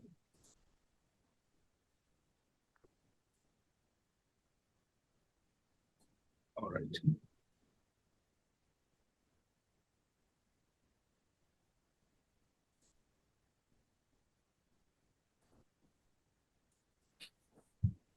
And then at paragraph 34, Mr. Hein, of your report, you talk about SEMA and their review in 2013. Why do you raise that in this context, the countermeasures? The countermeasures that were recommended by SEMA included speed reduction, among other things, signage, et cetera. And so the cost to implement them would have been substantially, while they don't change the friction of the road, they would have been substantial at reducing the friction demand. And so you're achieving a value of potentially reducing collisions while not investing in improving the friction of the pavement. Okay, so this I guess goes back to the consideration of whether you're increasing the supply of friction or whether you will reduce the demand of the friction. The comment is that almost all cases reducing the demand is much less expensive than providing more friction. Mm-hmm.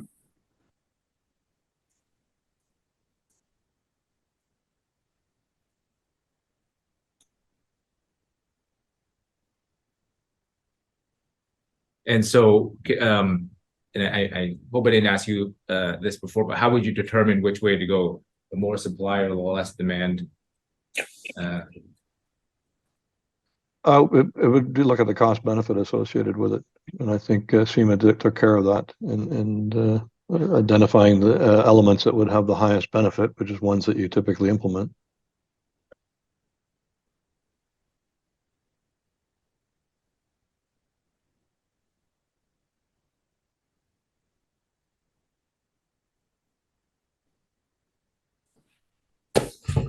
Right, and just moving now to shot blasting, which is over at page 11 or image 13, paragraphs 35 and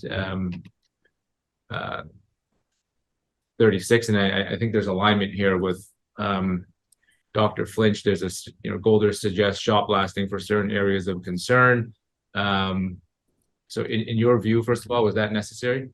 And this question, just so we have the timing right, is from March 2018.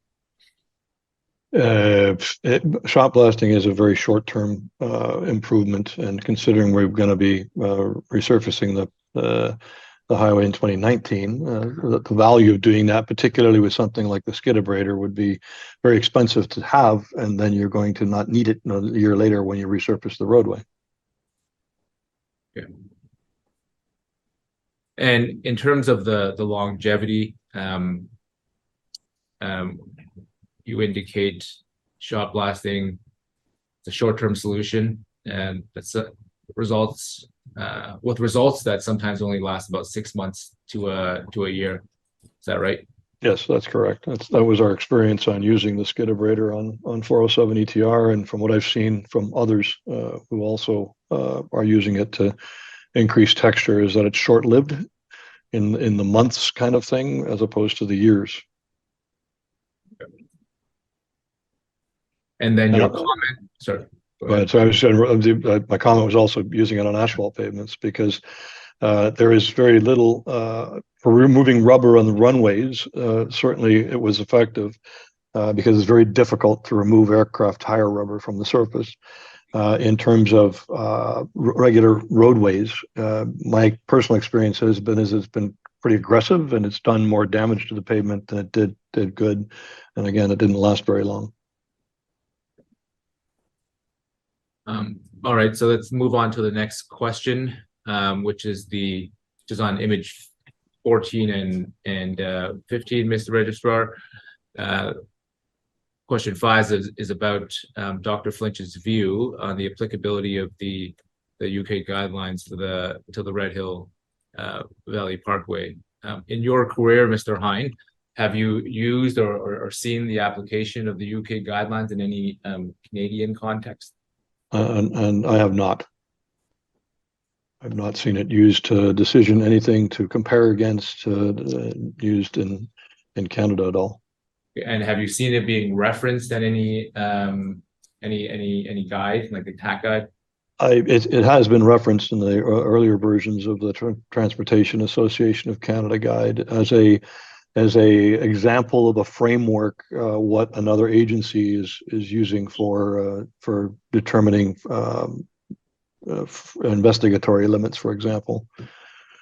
It was in the 1997 guide for sure. It might have been in the previous one. I'm not sure.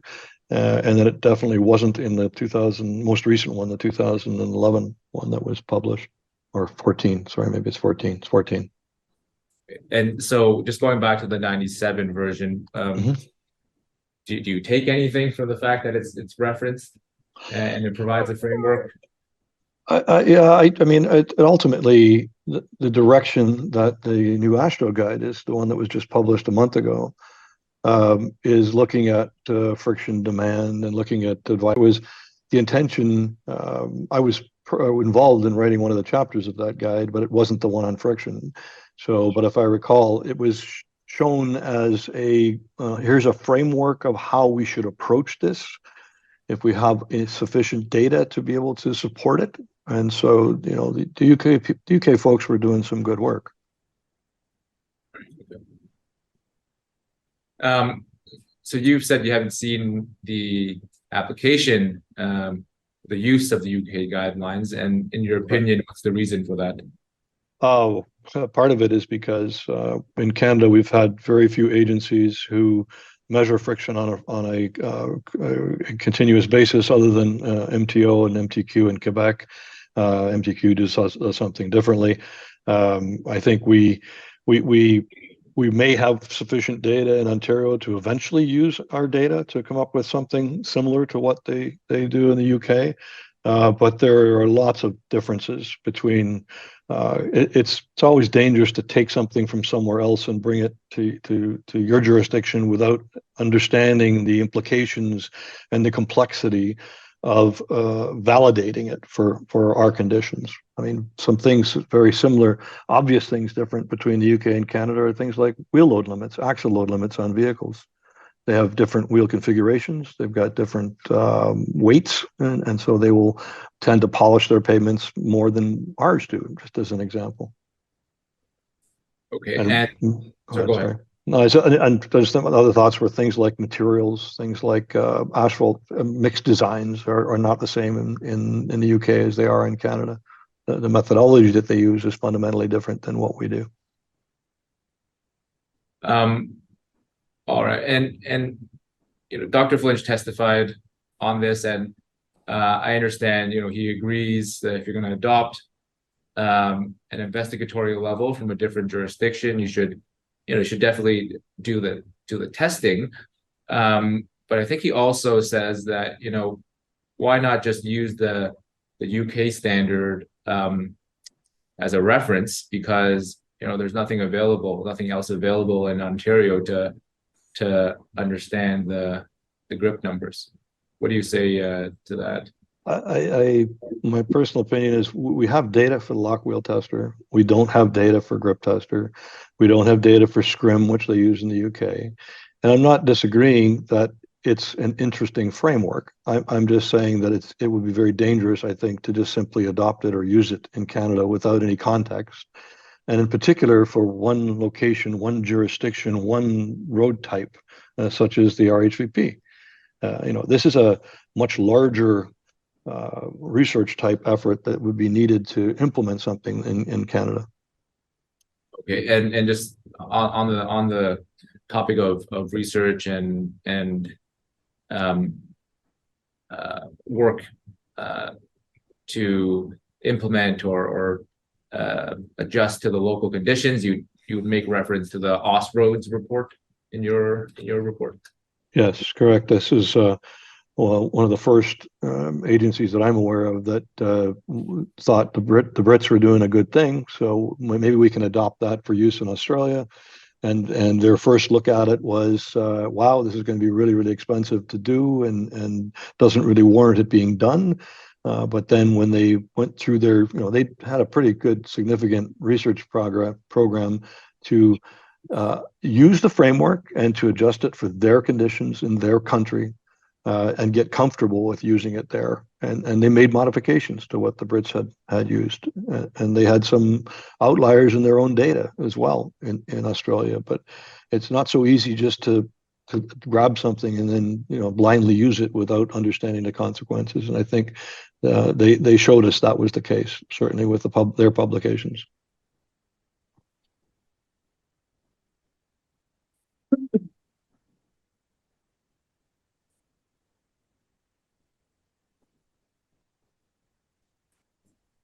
Right. So that's it for the applicability of the UK guidelines. Let's move on to the next question, which is images 16 and 17.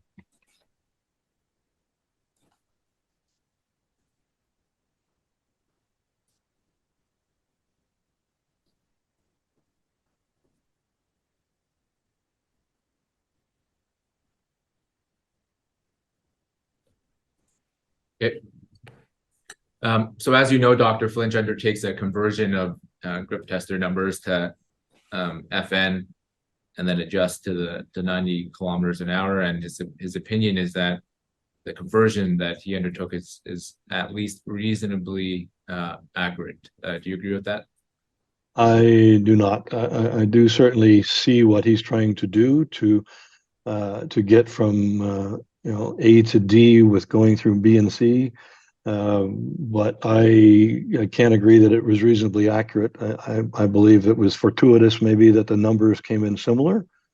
But I think it's very difficult to take a process used by a different piece of equipment in a different country and then convert it through several other processes that eventually gets to a different speed device and a different unit device that eventually gets you to where you want it to do at the end of the day.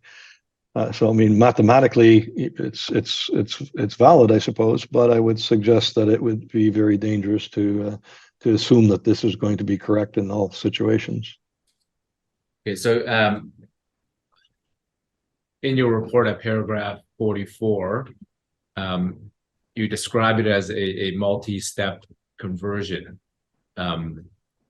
What, if any, concern is there with needing a number of steps to complete the desired conversion? The more steps that you introduce different pieces of equipment and different methodologies and pass them through another one to get an answer is problematic. Just it just doesn't make to me it doesn't make a lot of sense. There are too many steps involved, and all of them can have error associated with them, which just compounds the error. Right. And are you expecting any particular conversion to have any reasonable accuracy? Not based on my experience, certainly. So for 407 ETR, we tried a direct conversion between the grip tester and the brake force trailer by testing both pieces of equipment on the same pavement sections, on the same day, in the same temperature conditions, at the same speeds in as much as possible, to try and go directly from one device to the other. And the answer was we got highly variable results. So we tried to take out all of this multi-step conversion and make it a one-step conversion, and the results were not very useful. They're all over the map, basically. Okay, so does the fact that the results that were taken on the Red Hill, being done at different times, different days, is that concerning to you? Yes, it is. I mean, every one of those steps is adding another possible variable in the conversion. Paragraph 46, you list 3 different studies from Parkway, Hermes, the Tyro Safe studies, and I'm not going to take you to any of them. And Dr. Flinch knows these studies very well. He may have been involved in, I think, the Parkway one. But what do they conclude? Just in general, over the years, many years of doing pavement evaluations, we have had different techniques and different pieces of equipment that measure different things. And so HIARC, the World Road Association, I've been Canada's representative on their pavements committee and their asset management committee for more than 20 years. And so back in the 1980s, smoothness was measured by 10 different devices, and HIARC set out to unify the methodology for smoothness, and they came up with what's called the International Roughness Index. They went to Brazil, they did some work, they found, hey, we can measure the actual profile, and these agree with each other. And so they said, well, why don't we do the same thing with friction? And so they tried, and they brought together all the pieces of equipment, and I've described them here in my report briefly, in that they've done this more than once, in fact, 3 times. And the conclusions is that we cannot correlate the equipment to each other or to a single unit of measure that we could use uniformly across the planet, literally. So it's very complicated. Very, very complicated, and they've gone as far as saying that perhaps we should throw away all of this equipment and use only one kind of equipment, which might be a better idea at the end of the day. These studies, they're from 92, 2000, 2008. Do they remain authoritative? Yes, they do. And there's always been talk about doing more related to this.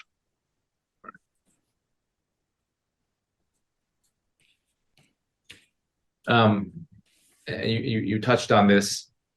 Dr. Flint said something that, sometimes it's very true. You said that just because the numbers that he converted match up doesn't make it right.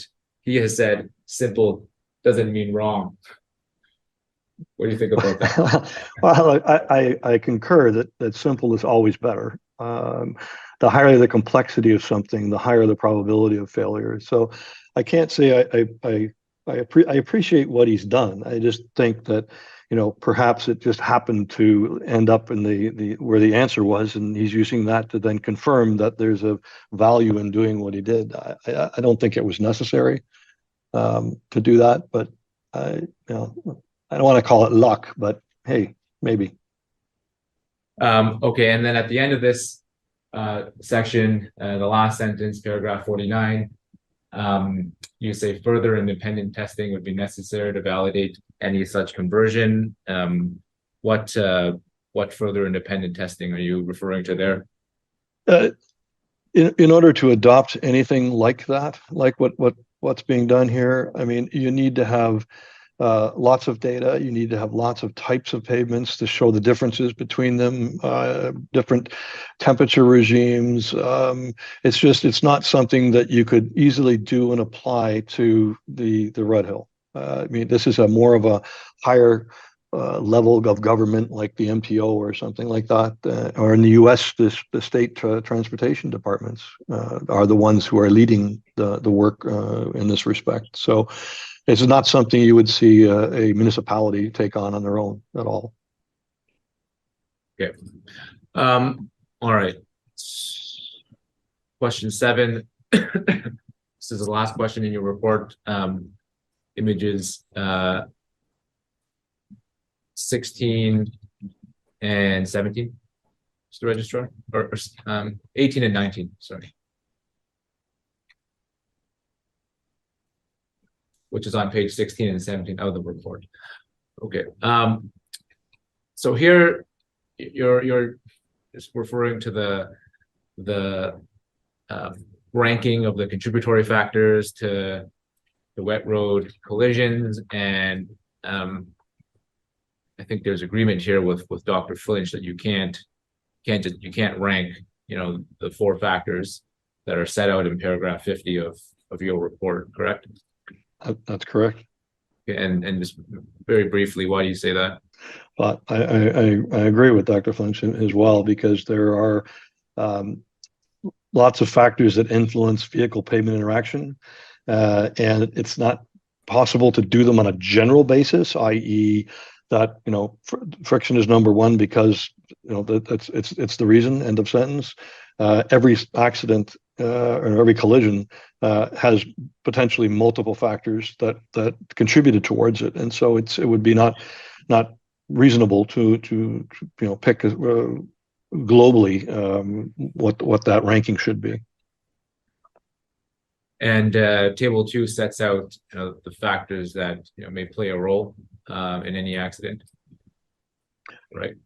That's correct. Each of those factors is, you can see there are a lot of them there, and so each of them may have some element or component that might be contributing to the potential of those accidents, and so suggesting that one is much higher than something else is an accident by accident decision likely to be made, as opposed to something more in a global nature. And just drawing on your experience, have you had previous mandates on determining whether friction is a primary cause of a wet weather accident? We have. I mean, ultimately, I'm brought in because I'm the pavement guy, and so I know lots about friction. And so a lot of times it somewhat becomes predisposed that they think friction is the primary problem until you dig deeper into other factors. And my experience again has been is that pavement friction is rarely the major cause of accidents occurring. So I'll leave it at that. And I think Dr. Flinch agrees with you that that's the case. Yeah, I recall him saying the same. Yes, agreeing. Okay, so that takes us to the end of your report. But there was one issue that the city or you had leave to talk about, which is the polished stone value, and we know that Professor Baj dealt with that. Have you had a chance to review his report? Yes, I have. Okay. Do you agree with the conclusions that were reached by Dr. Baj? I do agree with his conclusions, correct. Okay. Thank you, Mr. Commissioner. Those are my questions. Okay, thank you.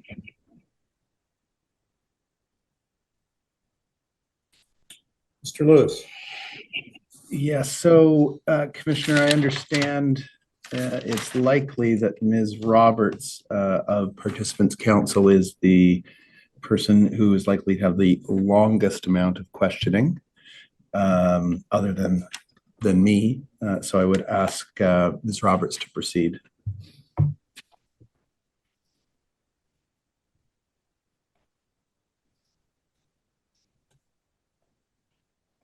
Thank you.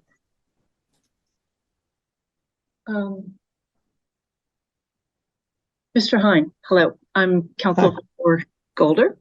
Nice to meet you. And you. I have a few questions. And let me just ask you to forgive me at the outset as I jump around, because I think you've addressed much of what I wanted to ask already. Certainly.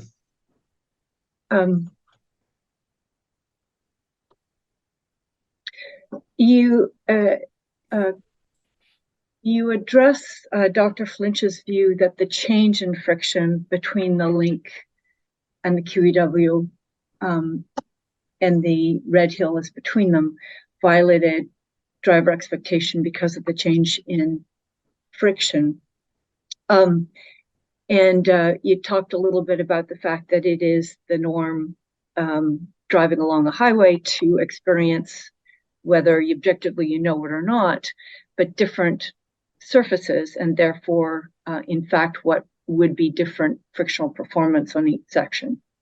Do I have that right? Correct. Okay. Were you aware that the link was resurfaced in 2011? That's part of the evidence. I'm not sure if that was part of what was put before you.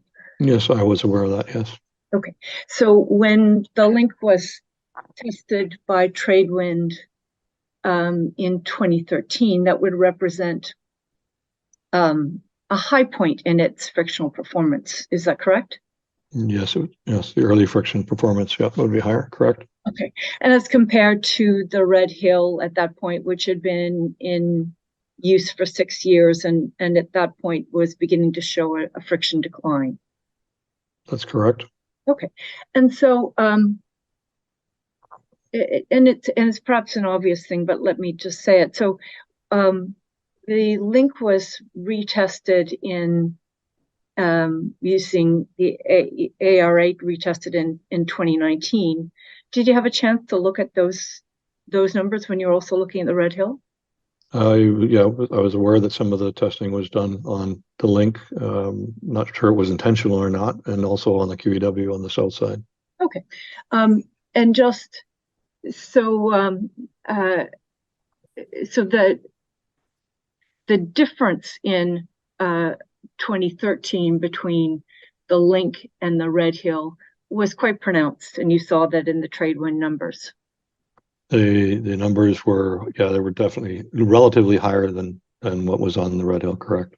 Okay, and then did you have a chance to look at what the difference was from the ARA testing in 2019? Yes. Right. And it showed a similar trend. Shows a similar trend, but the difference was not as significant as it was in 2008. Correct? I can't be specific about that. I'm not sure. Okay. I don't think the data is before you. I'm just trying to raise the point that ebb and flow of differences between different segments of highway, it would be constantly changing depending on the relative age of the surfaces, correct? That would be correct. Okay, thank you. You talked about microsurfacing, and just so that I have this right, you have observed that it's been a treatment in place that goes back, I think, to at least to the 90s. Do I have that? That is correct.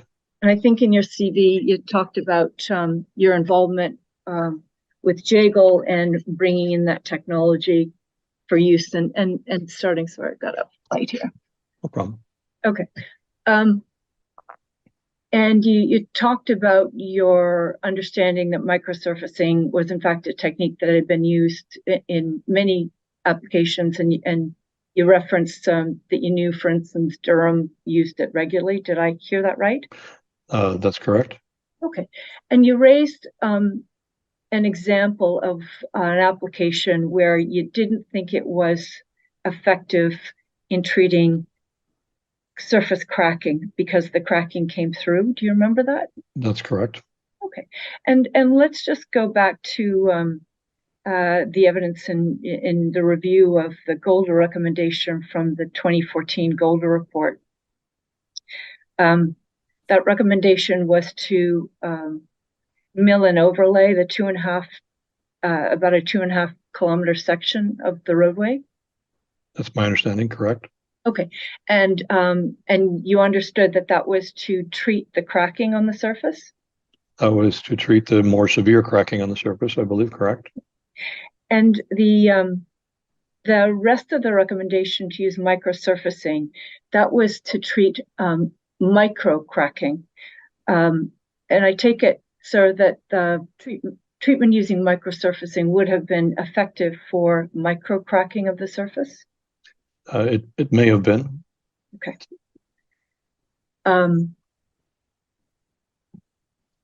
But that the micro cracking is a different circumstance from the example that you gave, where you thought microsurfacing wasn't effective for the surface cracking. It was the issue is related to material quality issues that we had in Ontario at that time. And the cracking was surface down, material related again, and it was the same problem that we tried it with on the chest section I was referring to. Okay, but you've got no reason to think that microsurfacing wouldn't have been effective to treat micro cracking on an SMA surface, have you? No, correct. Thank you.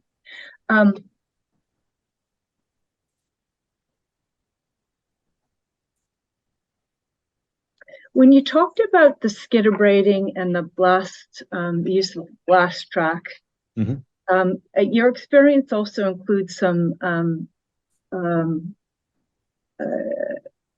experience on airports. And is it your experience that techniques such as skid abrading is used regularly on airports? Skid abraders, yes, they have been used regularly on airports, correct. All right. So when you say that a skid abrader can sometimes be damaging to a surface, and I just pause at that, it is also the case that some surfaces are regularly treated, and the observation that you made of the damage to the surface. Sorry, let me phrase this. Yeah, okay, you're starting to lose me, so go ahead. Let me try again. Okay. So when you make the observation from your experience that and I think you raised one example where you observed that the skid abrading had been damaging the surface. I just put it to you that that's not universally the case, because airports use the technique regularly. That was my personal experience, but yes, it could. It's one data point, so it's used on airport surfaces. It's used to remove rubber in many cases. That's the primary use. But also, I suggest you do to improve the surface friction of a runway. By removing the rubber, it would do so, correct. the treatment is used repeatedly. So by that, I ask you to agree with me that it's not a universal experience that skid-abrading is damaging to a surface, as you observed in that one instance. That could certainly be the case. Agreed. And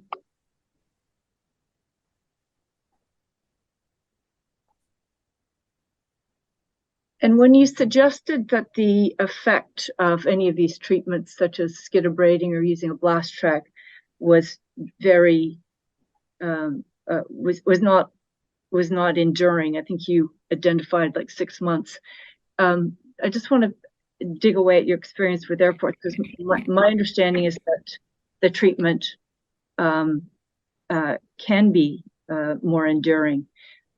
When you have seen the skid-abrader used at an airport, would that be a yearly exercise? In Canada, my experience has not been. It's been used on a regular basis. Okay. It not probably yearly. It might have been more than a year or something like that. I don't recall how many times it came in to Canada. Okay.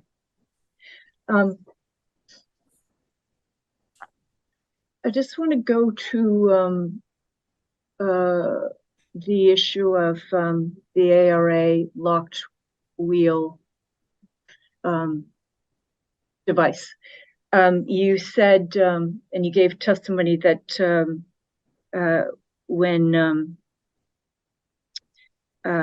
that in 2013, that Golder had first gone to the MTO to try to get them to do the friction testing, and that you were aware of the evidence that MTO suggested contacting ARA about the ARA locked wheel device. Do you remember that? Yes, correct. Yes.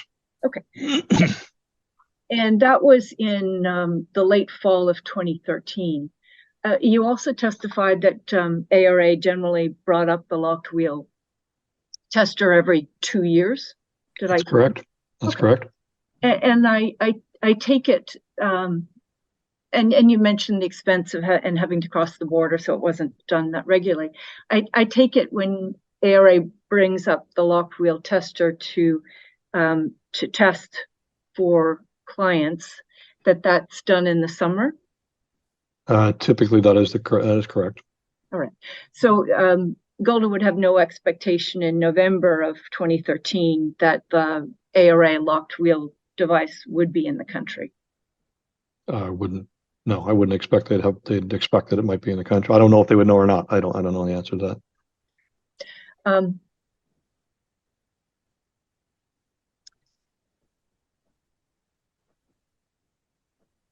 You gave evidence, you talked about your involvement with TAC and your involvement in drafting and the introduction of the Pavement Design and Management Guide. And you mentioned and acknowledged that the involvement in the 1997 TAC, and I let's go, Registrar, can I ask you to call up 2 documents? So I'm going to reference them sequentially. The first one is HAM 10056, and then the second one is Golder 3936. But if we go to the 10056 first, please.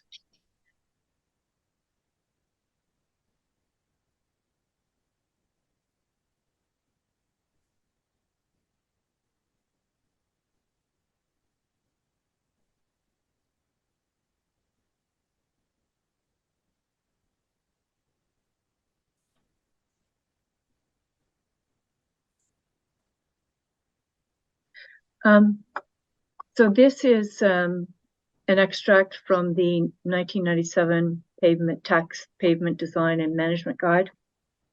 Registrar, can you please go to the next image?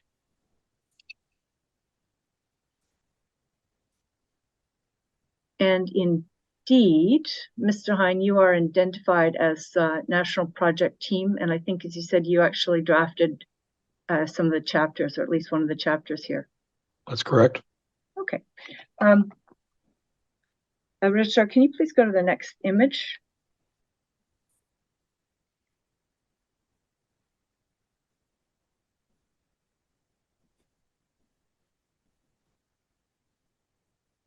So this is begins on it's page 60 of the Pavement Design and Management Guide. And this extract goes through different friction measurements and methods. So I take it, sir, that this is the opportunity for TAC to introduce as a concept in pavement management the notion of friction testing and the methodologies that are used to test friction. I would assume so. Okay. And indeed, if we go to page 62, so two more, go down. In this section 2.6.2 friction measuring devices, there's a list of different texture devices. And TAC identifies 84 different such devices, but then narrows down and talks about a number of them. Registrar, can you please go to the next page? And among them is the skid trailer and the British pendulum tester. You've talked about the British pendulum tester as one you used at Jagle. Yes. The scrim and the grip testers. So the grip tester is identified here as a methodology for testing friction on roadways. That's correct? Reading it. Hard for me to read the size of this. Oh, let's do something about that. I'm looking, Registrar, can you please make it a little larger? Much better. Thank you. Do you see that? I see that it's written there. I don't see anything about roadways. Well, isn't the whole thing about roadways? Not necessarily. Well, TAC's primary focus is roadways, but not. I mean, it used to have some airport work as well.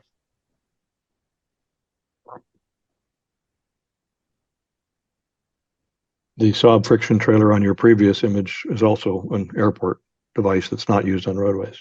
Yeah, I see that. Okay. So if we go back to page 62, yeah, it's a comprehensive, and that paragraph says a comprehensive survey of friction measuring devices used in the United States and Canada. And it identifies there the locked wheel skid trailer.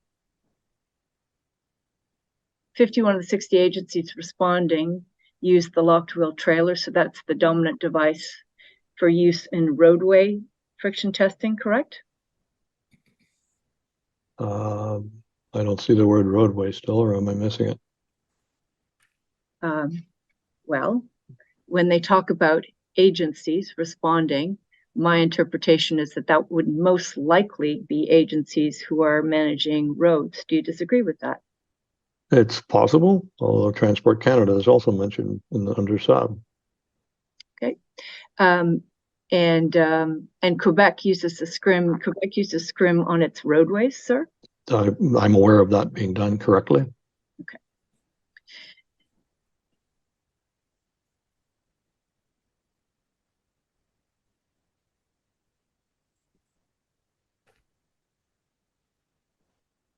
And if we go forward to page 64, register. I can call it up under section 2.6.4, uses of friction data.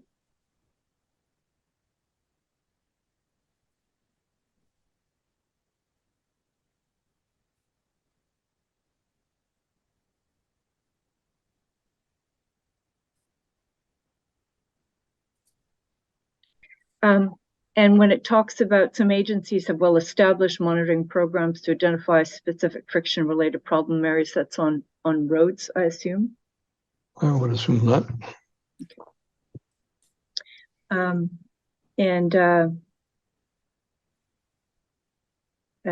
It talks about other agency, I think it means employ friction measurement equipment on a reactive basis in terms of carrying out pavement maintenance and rehabilitation to ensure public safety. Do you see that? Section I see it. 4. Okay. And then if we go forward, please, the registrar to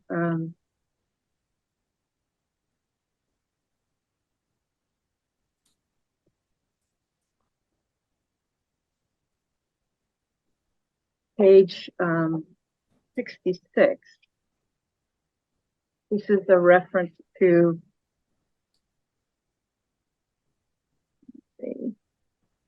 thank you. Can you make that so we can see the whole table?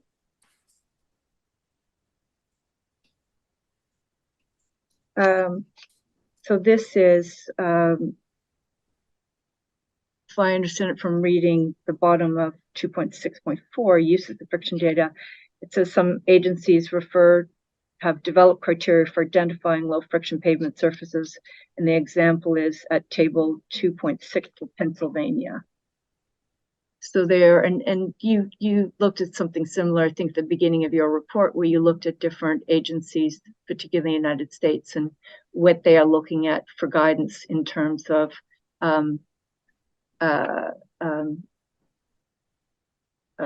to evaluate friction. Correct.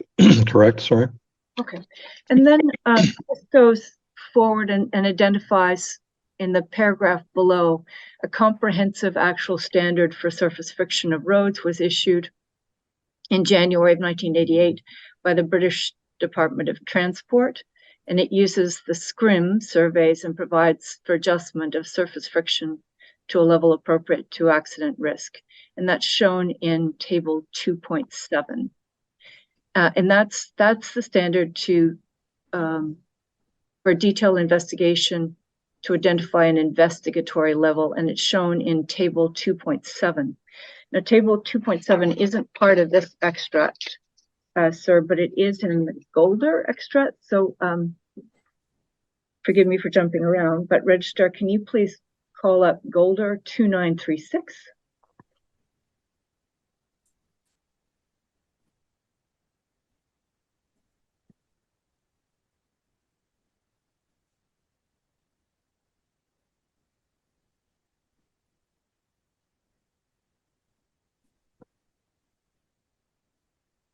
I'm sorry, Ms. Roberts, 2936.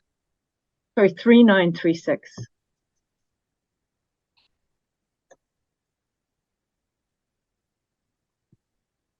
There we have it. And there's your 1997 Pavement Design and Management Guide.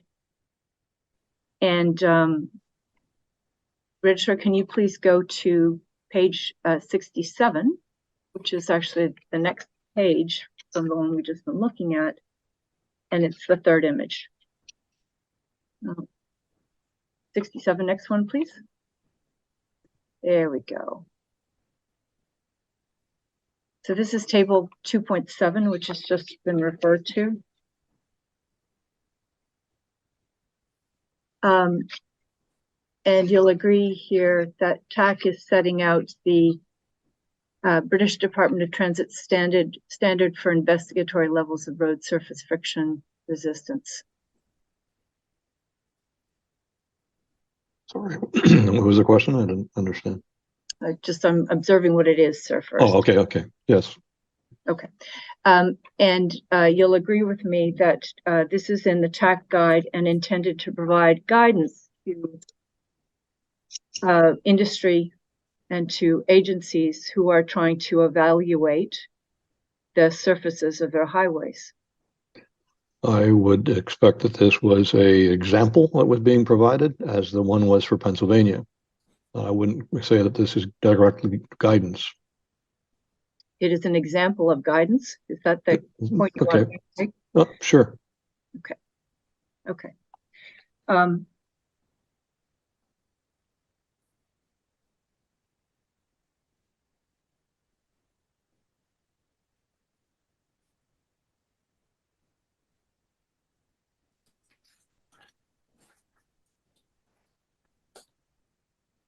So when you say in your the registrar, you can take that down. So when you say in your report that you haven't seen UK guidelines used as a reference to assess frictional qualities, that's like, in fact, not the case, sir, that it's in the TAC guide. My comment is that I have not seen it used by any Canadian agency as a reference for evaluating friction values in Canada. So it's in the TAC guide, but you're saying in your experience you haven't seen it used. That's correct. I see. Okay.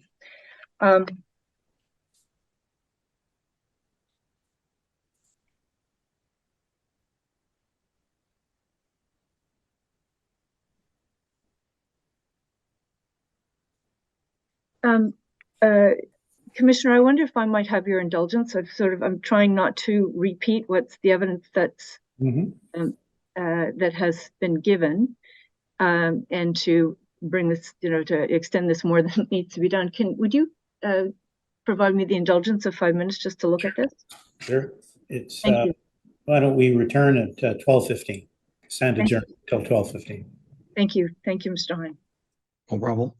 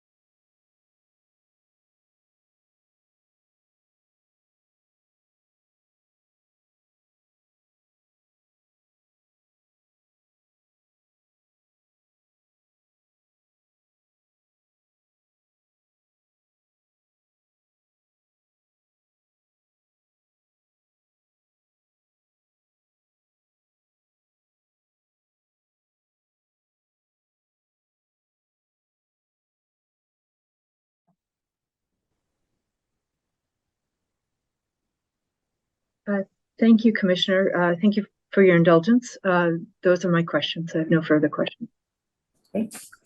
Thank you. I believe Mr. Sorry, just we've lost our volume for some reason. I can see you talking, but I can't hear you. So let me just figure out what happened in the last 2 minutes.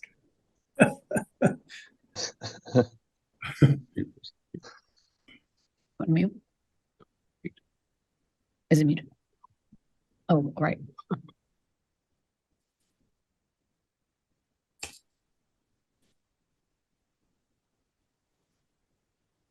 Maybe somebody has to talk where they won't know that they're not hearing us. That's right. I think they can hear us. Okay.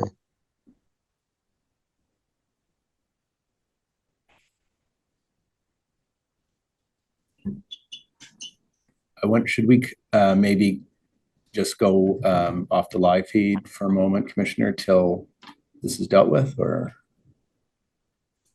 Sorry, folks. We're just trying to figure out what's going on. We've called IT and we'll keep fiddling with it.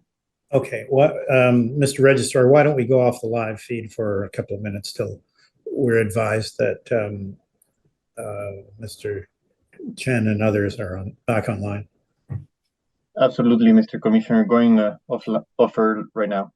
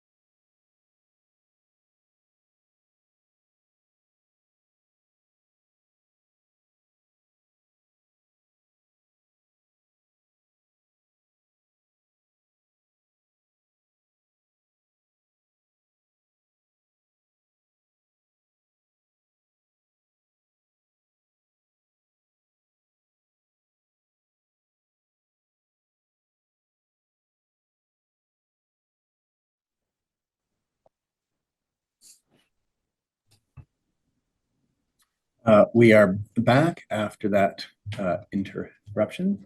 Mr. Bourrier is up next for the MTO. Commissioner, I actually don't have any questions for this witness. Okay. And last I checked, Ms. Lorion for Dufferin did not anticipate any questions, but that could change. That's correct, Andrew. No questions. Thank you. Or excuse me, Mr. Lewis, pardon me. Okay. It's fine. Okay, so a bit of fits and starts there. Commissioner, I normally would take our lunch at 1. I'm not going to be super long. I think I'll probably be about an hour, maybe a little longer, maybe not. But I won't make it before lunch. So I think what would be better if I reviewed my notes, was able to slim down what I'm pick up on some things that were other things that were said today, and it'll be a more orderly and faster cross if we start after lunch. If we were to go off now and just resume All after right. lunch, and we'll be done. Well, if that's agreeable to everyone else, then we would take the usual break, and that would put us about 20 to 2 to return. Yeah, right. Right. 1:40. Okay. 1:40. So let's stand adjourned until 1:40.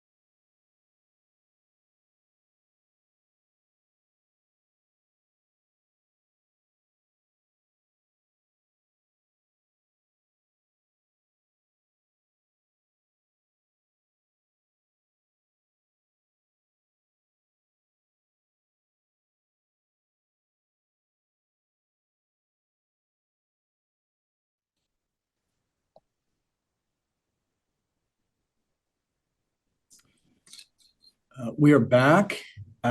Commissioner, before I commence, there is just a housekeeping matter.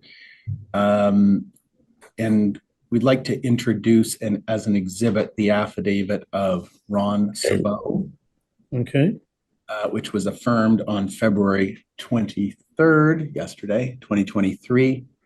The doc ID is RHV 1043. And just briefly, copies have been provided previously to participants' counsel, all of whom advised they would not be cross-examining on the affidavit, which relates to documents recently found by Mr. Sabot that were produced to the inquiry on February 7th, 2023. And it supplements the overview documents and Mr. Sabot's evidence given on October 4th and 5th, 2022. Okay. So with your permission, I'd ask the registrar to please mark RHV 1043 as an exhibit, which I believe is 38. That's fine on the basis that there's no objection from any of the participants.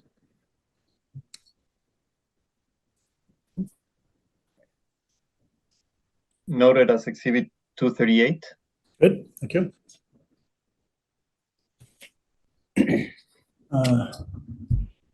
Okay, thank you. Mr.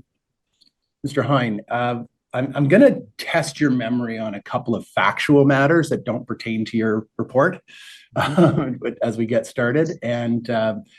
But since this morning you referred in detail to a couple of specific projects on Morningside Avenue in the 90s in Scarborough and the SMA project on Miller Avenue in Markham, I'm confident you'll be able to help us out here. The first thing, Registrar, if we could go to overview document 8, it's exhibit 8, and page 62 and 63, please.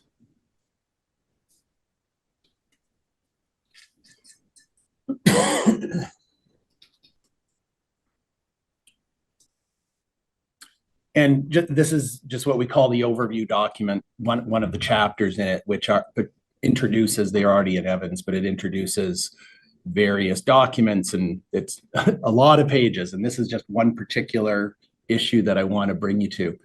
And it's, if you look at page 165, paragraph 165, and we can expand any of these if you want. Can you read that, or do you want I can read them well, fine, right now. Okay, so paragraph 165 refers to you on January 22nd, 2018, emailing Dr. Ludmir Uzarovsky under the subject line, Red Hill Valley friction problem. And you wrote, next time you need friction testing on our HVP, let me know. We have an ASTM brake force trailer in the Toronto area every day here to do the testing.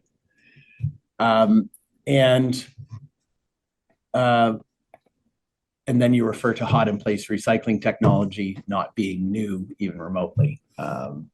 And then Dr. Uzarovsky responds, thanks for letting me know. If I needed to let you know, and he agrees with you about hot in place not being new, and refers to working for Jago and so forth. Sure. And then you respond in closing a link same day to an article in the Hamilton Spectator dated a week earlier, January 15th, 2018, titled Scratching the Surface for Answers on Red Hill Paving. And you had said, here's the link to the article, is the link to the article not very well written? And then the article in substantial part is excerpted on the next page. Why were you writing to him about RHVP friction problem? That's the first question.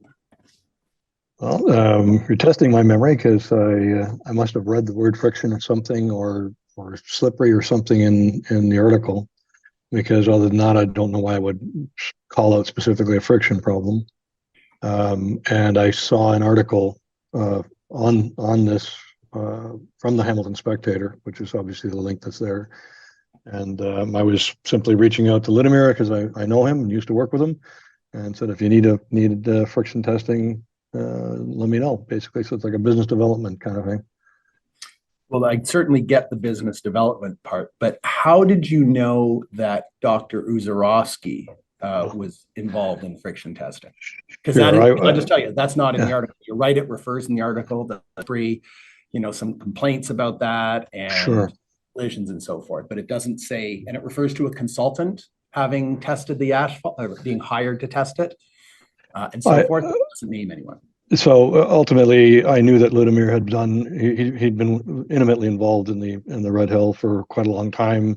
It was being what's called a perpetual pavement. I'm sure he was hired by the city of Hamilton to do that kind of work. So I was fully aware that Hamilton was one of his clients. And I honestly don't recall specifically the friction. Must have read it somewhere. I just don't recall exactly where it was. Okay, but I certainly knew Ludimir was working on the Red Hill Expressway because he'd published some papers on it. I think I was invited to go to the opening. I think at one point in time, if I recall correctly, I couldn't make it, but I knew he was involved in the highway. Did you know he was involved in friction testing, though? I mean, it was well known that there's a lot of articles about it, so that's for sure. Did you know, because it's very specific about next time you need friction testing? Yeah. So that's what I'm getting at. I just don't recall. Okay. And the other thing is that it's something that you said this morning. It refers to a friction problem. And this morning you said, ultimately, I think I'm quoting you correctly. Ultimately, I'm brought in because the pavement guy who knows a lot about friction. Often you have someone predisposed to think it is friction, but it's rarely the major cause of accidents occurring. So as that is your perspective, and you're a friction expert, and I've heard a lot of from friction people that it isn't always necessarily so, and as you said, usually isn't. So yeah. I wouldn't have thought that coming from this article, you would then brand it a friction problem. That's why I'm wondering if you had heard something specific. No, I would not. I would expect that I heard something, but I don't recall. Did you hear anything from someone inside the city about testing? Oh, no, not at all. I had no significant relationship with the folks related to this area in Hamilton. Okay. Well, what about Gary Moore? You had worked with him before. I've never met him to my knowledge. I know that we were hired to do some friction testing on the link, and I like I said, I'm pretty sure we never met before, but they definitely hired Jagle, a company, to do friction testing. Right, and that was the next one I was going to ask you about, which was back in '97 and '99. Jagle was retained to do British pendulum friction testing and sand patch macrotecture testing on the link. Mm-hmm. And there's a couple of reports, one in '97 and one in '99, on the subject addressed to Gary Moore that are signed by you and Mark Berkovitz, then of Jagle as well. The reports deal with a comparison of skid resistance characteristics between sections with steel slag aggregates and traditional stone aggregates. And I'm wondering if you recall why Mr. Moore wanted to know what their relative skid resistance characteristics were. Do you recall? Off the top of my head, I do not. I believe that, so my partner, John Emery, was substantially involved in the use of steel slag aggregates for roadways in Ontario. And there became some issues with those pavements with a reaction that happened with calcium oxide. I won't go into the details, but it was banned for use in Ontario for the longest time. And I know the city of Hamilton, being the steel city, was interested in solving that problem. And I do recall definitely the link testing was done with the new steel slag, quote unquote, that was being produced by Stelco or DeFasco, and they did some test sections up there. And so it's possible, again, my memory, but it's possible that my partner was contacted by Gary because they would have known each other. And then it came down to me and my group to go and execute the testing. All right. And there's a fax that you then sent to Mr. Moore on July 20th, '99, which I can take to you, but it attaches information from the TAP guide. Yeah, I recall that. Yes. One that Ms. Roberts took you to earlier. Yes. Those excerpts. Did you review that just in advance of testifying today? I did. Sorry? I did. You did. Okay. And I'll take you to it if you want, but there's there's handwriting on there. Is that your handwriting? It seems to be pertaining to the testing. It is my handwriting, correct? Okay. And this, just for the record, is in Ham 10056. And it's, I think, image 4 and maybe image 6 as well, but certainly image 4. And it, saying we probably tested here and here, and pointing to the measured by British pendulum microtexture and measured by sand patch macrotexture. So you're just pointing out to them where things were, what the measurements were measuring. Is that right? That's correct. Okay. And do you recall why you sent this to Mr. Moore? Did he ask for it? Do you know? I recall him asking for it, and I don't recall if it was by fax or if it was a phone call. But I recall, I think it must have been a phone call, because I think I recall saying I can send you some, I can fax you some additional information, and that's why I faxed it to him. Okay. And do you recall why he wanted it? Do you know? No, I don't. Okay. I would assume it's simply he didn't understand what it was, and he was looking for more backup information. Okay. You can take that down, Registrar. Thank you. That I think does it for the memory test. So, thank you. I am getting old. Bit of that, but not too much. So, as you said, you were at ARA from about 2000 to, I think, end of 2019. Is that right? Correct. Okay. And you had some involvement in the ARA testing done on the Red Hill in May 2019. Is that right? Yes, correct. Okay. And did you also in the September 2019 post resurfacing testing by ARA? No, I don't believe so. Okay. And I don't need to take you to it, but there were some communications between you and the people at the city about the testing in May 2019 and logistics for it. So I take it from having been involved in that testing that you consider the testing to have been properly done and the results accurate. Is that fair? Yes, would be fair. Okay.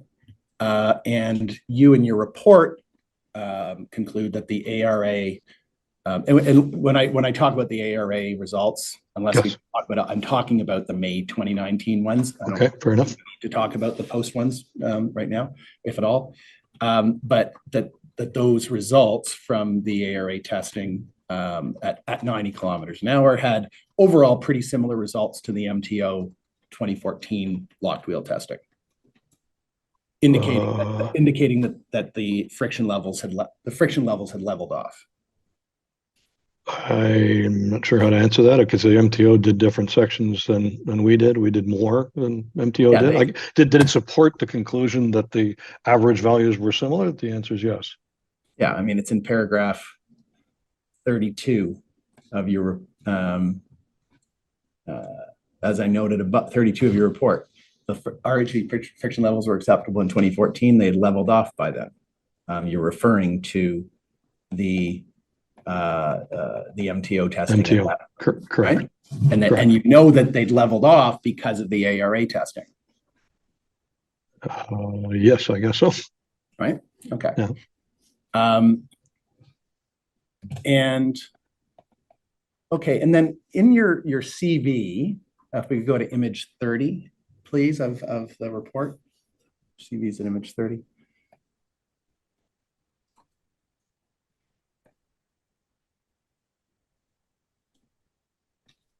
I'm not taking issue with your qualifications, but there's just one issue here. Under forensics and litigation, the first bullet is subject matter expert for legal action related to pavement engineering and safety for a major highway in Southern Ontario, 2019 to the present. Am I correct that that refers to civil proceedings against the city of Hamilton pertaining to the Red Hill? Correct. Okay. And you weren't involved in the inquiry till much later than 2019, right? It was like 2021 when you got involved, right? That's correct. Okay. And so, and part of what you, through ARA, were at the time were retained to do in respect of civil proceedings was the ARA testing we just discussed, right? Yes, correct. And ARA was retained by Gowlings, right? Which was and is counsel to the city in the civil proceedings? Correct. All right. And are you, or through your personal consulting firm, retained still in respect of the civil proceedings against the city? That's correct. Okay. And Mr. Lewis, just a point here. I'm not sure of the relevance of this particular line of questioning. I'm also kind of wary of privilege matters being touched on. yeah, I'm not going to get into anything privileged, and the retainer itself, of course, is not privileged, particularly since it's in Mr. Hines' CV, and because Commissioner, the city explicitly represented in Mr. Chen's December 7th, 2022 letter to Commission Council seeking leave to file Mr. Hines' report that one of the 3 reasons for seeking leave was, and I quote, the commissioner's findings may have influence beyond this inquiry and other legal proceedings. Therefore, it is important that the commissioner receives a balanced response on the technical issues relating to the safety and design of the RHVP. So I just wanted to make sure about Mr. Hines' continued retainer in civil proceedings, which does overlap with this proceeding. And I do not intend to get into his instructions with respect to the civil proceedings, if that's what Mr. Chen is concerned about. Right. The relevance of his retainer is different from the relevance that we were talking about in the letter. That was with respect to certain, technical findings that would be made in the inquiry. Right. And Mr. Hines' report is that we're dealing with today was delivered at one of the purposes was about the influence that findings in this inquiry could have on civil proceedings. Mr. Hine is also retained in respect of civil proceedings, and therefore any testimony or report by him is something that could have influence in the civil proceedings. And so I don't think that's in doubt, is it? Sorry to. Sorry to what? Well, that's what I want to. I'm entitled to probe, as I just have, as to Mr. Hines' dual retainers, if I may put it that way, which I've done. I don't need to take it any further than that. Okay, but if that's the end of the inquiry, then sure. Okay.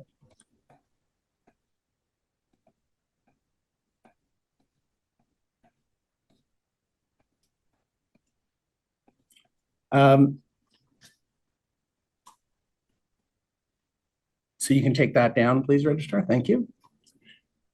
And so, Mr. Hine, you've worked, I think, extensively with the MTO during your career, but you were never actually at the MTO yourself. Is that right? As an employee, no. Yeah. Okay. No. And we've had, I'm sure you're aware, a whole bunch of current and former MTO employees who have direct and personal knowledge of, over time, the MTO's friction management and testing processes who have testified. And I just want to be clear, I don't take you as suggesting, but let me know if I'm wrong. I don't take you as suggesting that you have better knowledge of the MTO's friction management and testing practices and procedures than its employees in those areas. Of course, correct. Okay. All right. And regarding Highway 407, we had someone from the 407 ETR testify about the friction management practices there, which was Mr. Craig White. I assume from the way you've described your involvement, you know Mr. White? Of course, yes. Okay. Is he effectively, your client in terms of the person you deal with? He's the operations manager, so yes. Yeah. Okay. All right. I don't mean in a technical sense. The person. No. Okay. Understood. And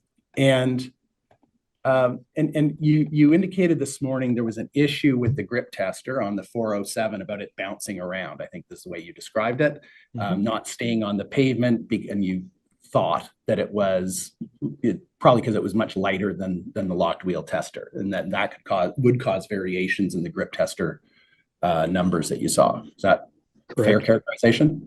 Correct. Okay. And Mr. White did testify about that. And to summarize it, what he said was that as a result of testing at the higher speeds than the usual 50 kilometers an hour, I think you did mention that about getting the speeds closer together. And that it was on concrete where really there was a problem with that. And I think it was to do with the joints, but on concrete, but he said it was better on asphalt where, and I quotes, it did give us good measurements. Do you disagree with Mr. White about that or agree with him? No, I agree with him. Okay. And asphalt, of course, is what we're dealing with on the Red Hill. Correct. Okay. And as for correlation, Mr. White testified that I think it wasn't bad when they correlated using both the asphalt and the concrete results. I think said the R squared was okay with that, but less so definitely when they used individually asphalt and concrete results. Do you agree with that? That's correct. Okay. And still a little more in the background was when you took your trip to the DR, the Dominican Republic, with Len Taylor of Tradewind. Yes. And I think you said that was to teach some folks down there about using the grip tester. Correct. Was that with respect to airport runways or the road network? Do you recall? Ooh, I would expect it was more roadway oriented than it was runways. Okay. Well, I don't recall going out on a runway or anything in the DR related to that. Okay. So presumably you, if you were down there to teach them about it, you weren't telling them that it wasn't okay for use on roads. No, I did not. Okay.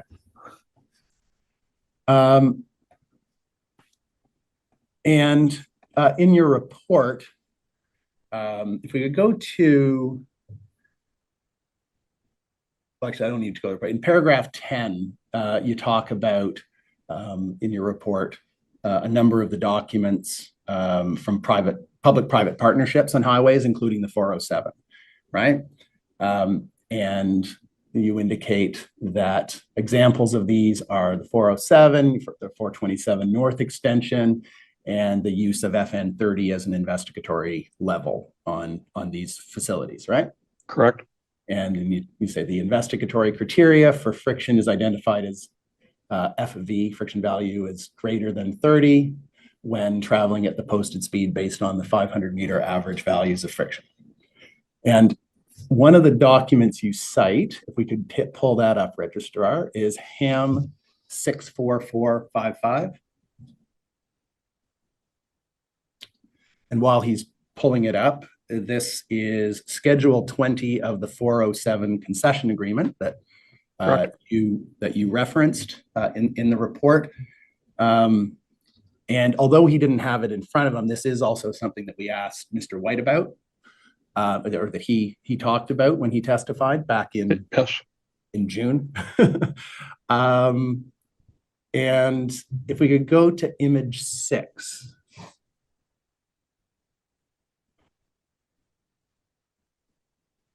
And if you could, Registrar, call up the bottom paragraph.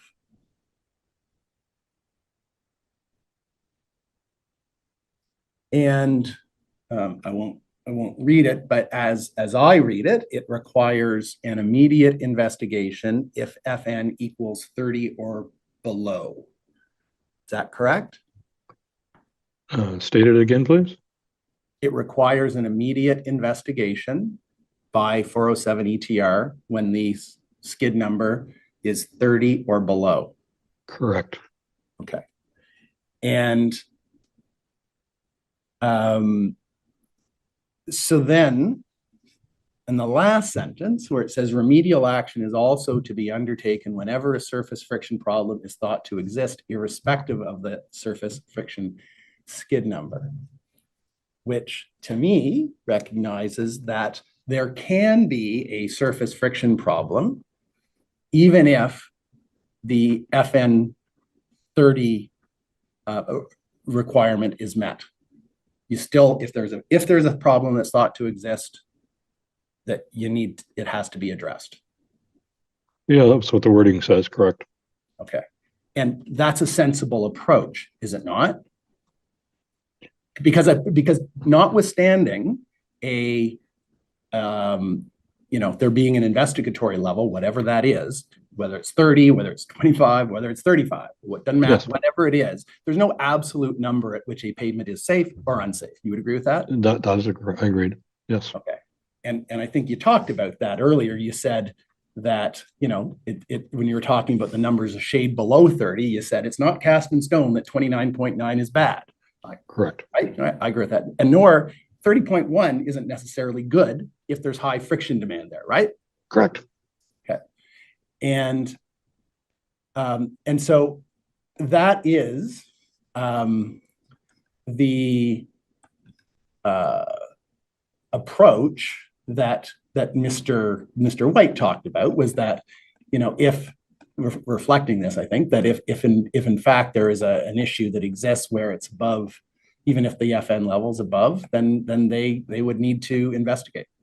It makes sense. And deal Correct. with it, right? Yep. And there's all sorts of things that come into an investigation. It's the kind of things that you talked about, which would be a visit to look at, to see if there's fat spots, or see if there's polishing, or to see where on the road is it in terms of the geometry. Are there tight turns? Are there close intersections? All things like that, right? Correct. All right. And would you also agree that, generally speaking, that's the MTO approach? That Generally speaking, yes. Yeah, I mean, it's not. Sorry, go on. This was the first time I had ever seen an actual document have a specific requirement for friction. Well, and I think that's fair. We heard we heard a lot about it, and there was a time where the MTO, not just with the 407, what they were looking at and implementing standards in contracts. And IL levels in contracts. And yes. Okay, so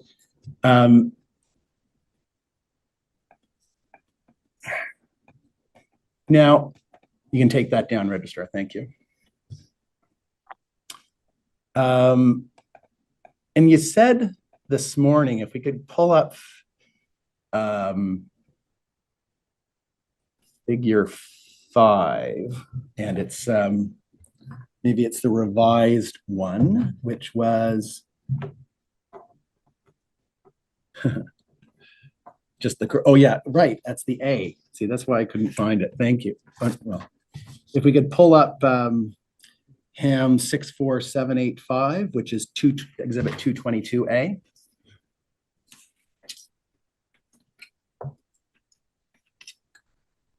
Yeah, thank you.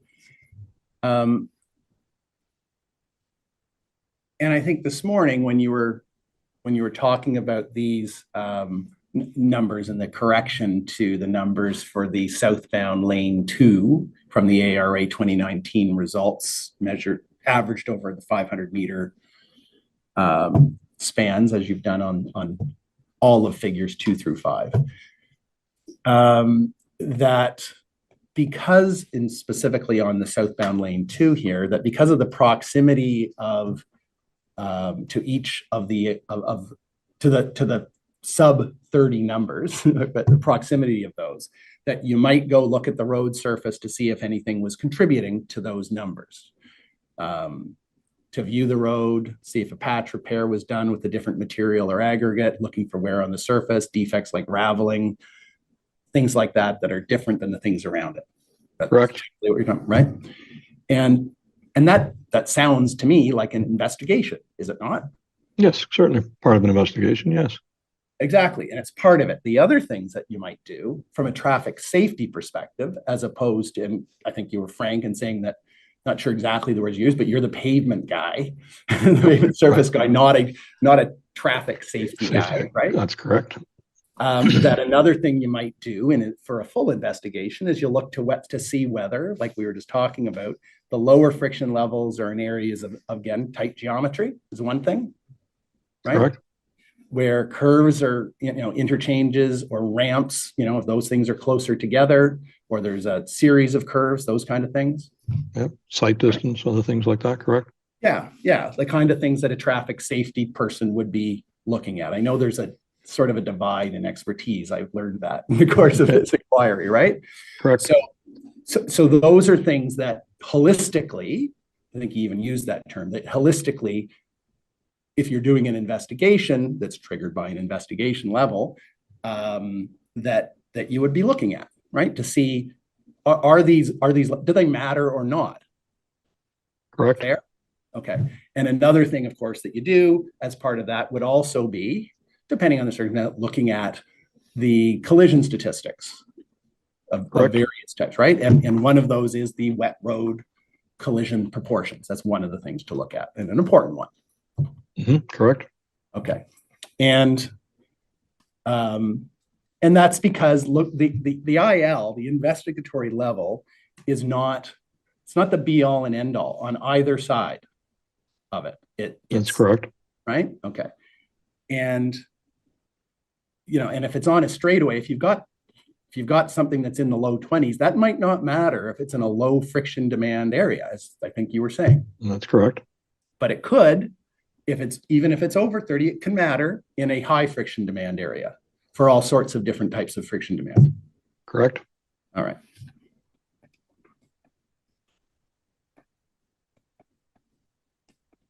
But at the same time, I think from what you've said, you'd agree with me that whatever an investigatory level is, wherever it's set, we can use 30 or hitting 30 or below 30, whatever, or FN or SN or GN, whatever it is, if you hit that level, that is the purpose of it then is to trigger an investigation, not remediation, but an investigation. That's right? correct. Okay. Correct. Okay.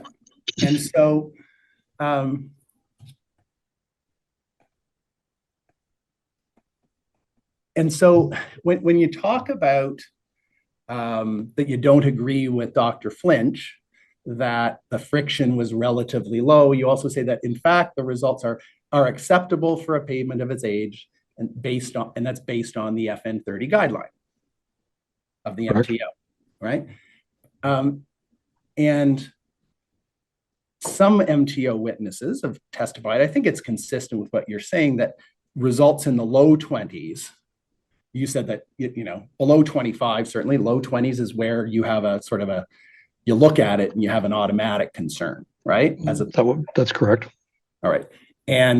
But that's not about an investigation level. That's sort of the kind of thing where, and I think Becca Lane talked about this, who I expect you have some familiarity with from the MTO, but she and a couple others talked about, you know, if it's below 25 in the low 20s, then, you know, you might be looking at going straight to some remediation. But in it, you know, you might not be at all concerned if it's higher than that, depending on the results of your investigation. But if it's below 25, it's sort of like, oh, that's a real concern, just facially. And not just only because of that, if you have a track record of it going down faster, or the product matter is it leveled out, and so right. I'm not expecting it to go down to 25 in 6 months or something like that. Right. The trajectory matters. The trajectory matters, of course. Right. It may stay like this for 10 years. Right.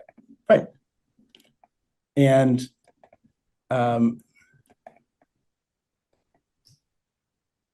when we look at those figures, figure 5 we can look at, and I think the results of the corrections that you gave, most if not all of them had minor corrections, and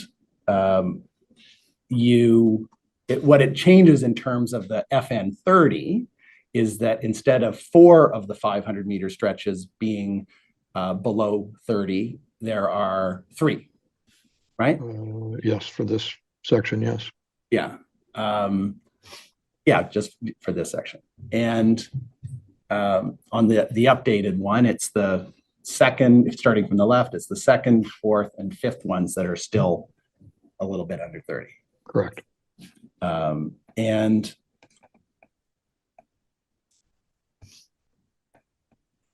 is that just the plotting was off between? It was a transposition error where after 7 and 6.5, one value was misskipped, and then all the other ones just were adjusted by the value that was skipped, so they had to be moved back to their original position. Got it.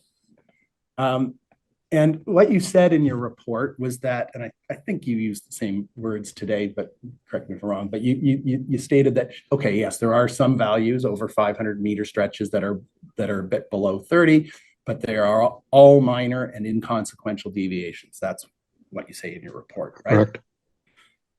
But in terms of an investigatory level, that seems to be having it both ways to me. Like, I totally get that it doesn't become unsafe if it's under 30, as we just described. That's not automatic. But in terms of an investigatory level, that is the trigger, right? That's why it's an investigatory level.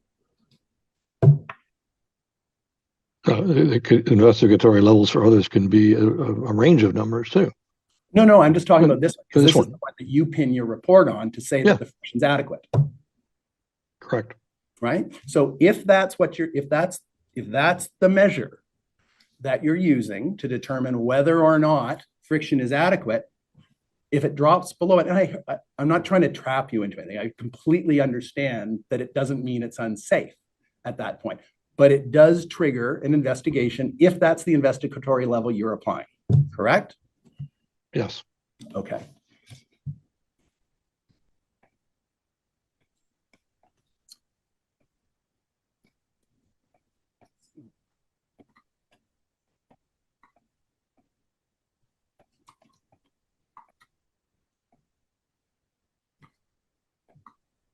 And maybe after the investigation is done, maybe it's all fine for the reasons that we talked about. If it's on a straightaway, you don't have a lot of friction demand, maybe it doesn't matter. If there's a lot of friction demand, maybe it does. Is that fair? That's fair. Okay, thank you.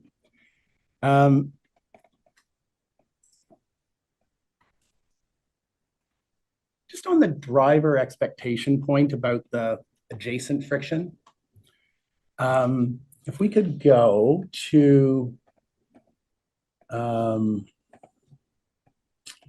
Dr. Flinch's report at page 8, which are the ARA detailed results that you were looking at earlier today. I mean, I guess it's 8 and 9, but yeah. Can you see both of those okay? Yeah, reasonably well, yeah. Yeah. And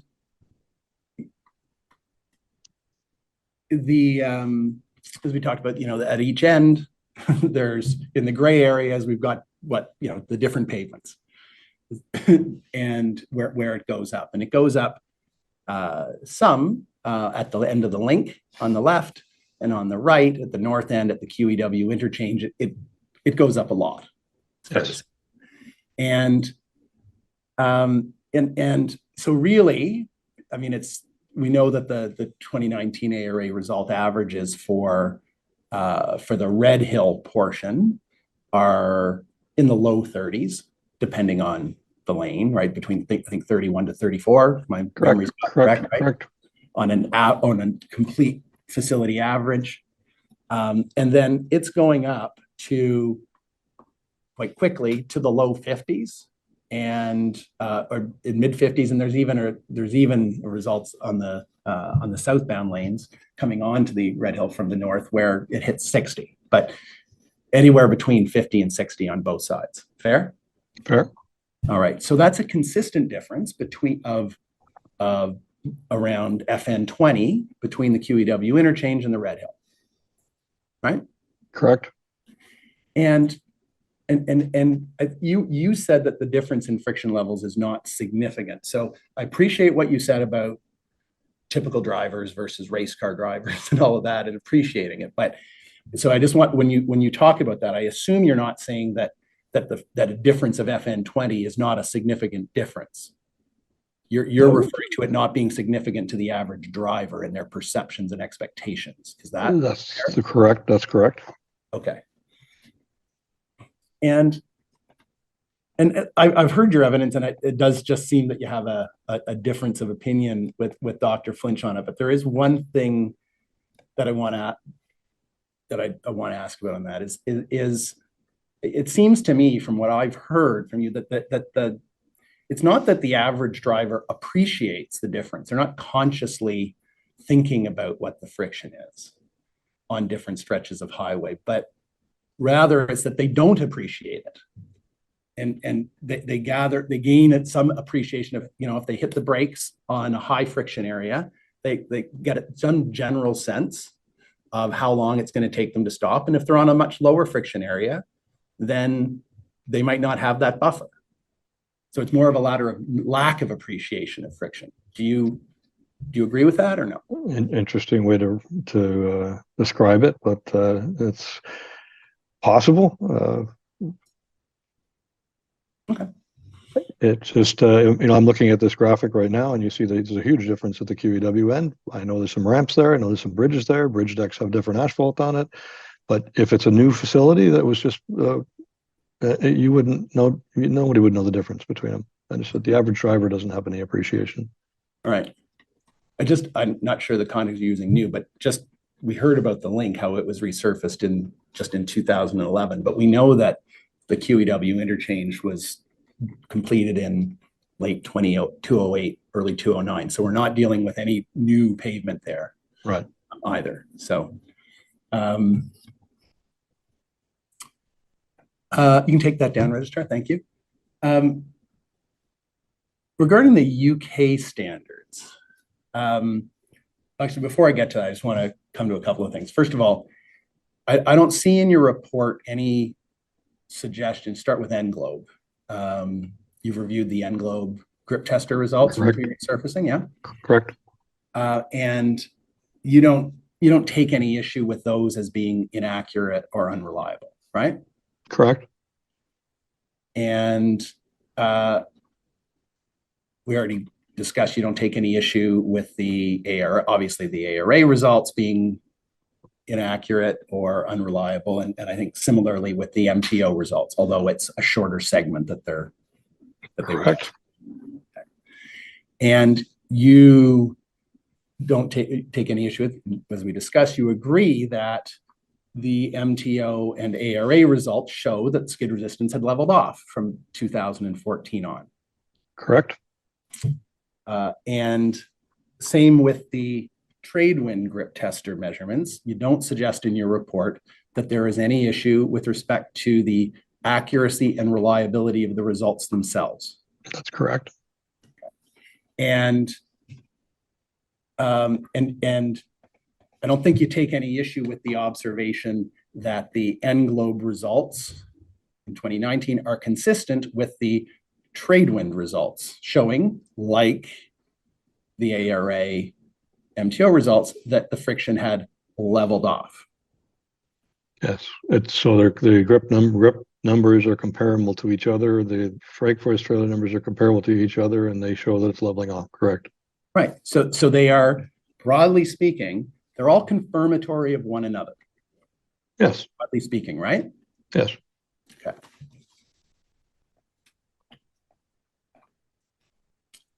And in talking about the investigatory levels, I think everyone agrees. Dr. Flinch agrees with this. I think that with you that a jurisdiction shouldn't just import a friction management program, including investigatory levels, holus bolus from another jurisdiction for the reasons that you say, I think, and in your report that you talked about this morning. And if I could summarize it, it's because there are issues about, as I think you talked about, the axle loads and so forth is one thing, and the amount of polishing that can occur, but also it's set by what is attainable in a particular jurisdiction based on things like mixed design and available aggregates, right? This is correct. Because there's no point, mostly aggregates are sourced within the jurisdiction because they're of course heavy. And well, except here when they came from Quebec, but close enough. And so they,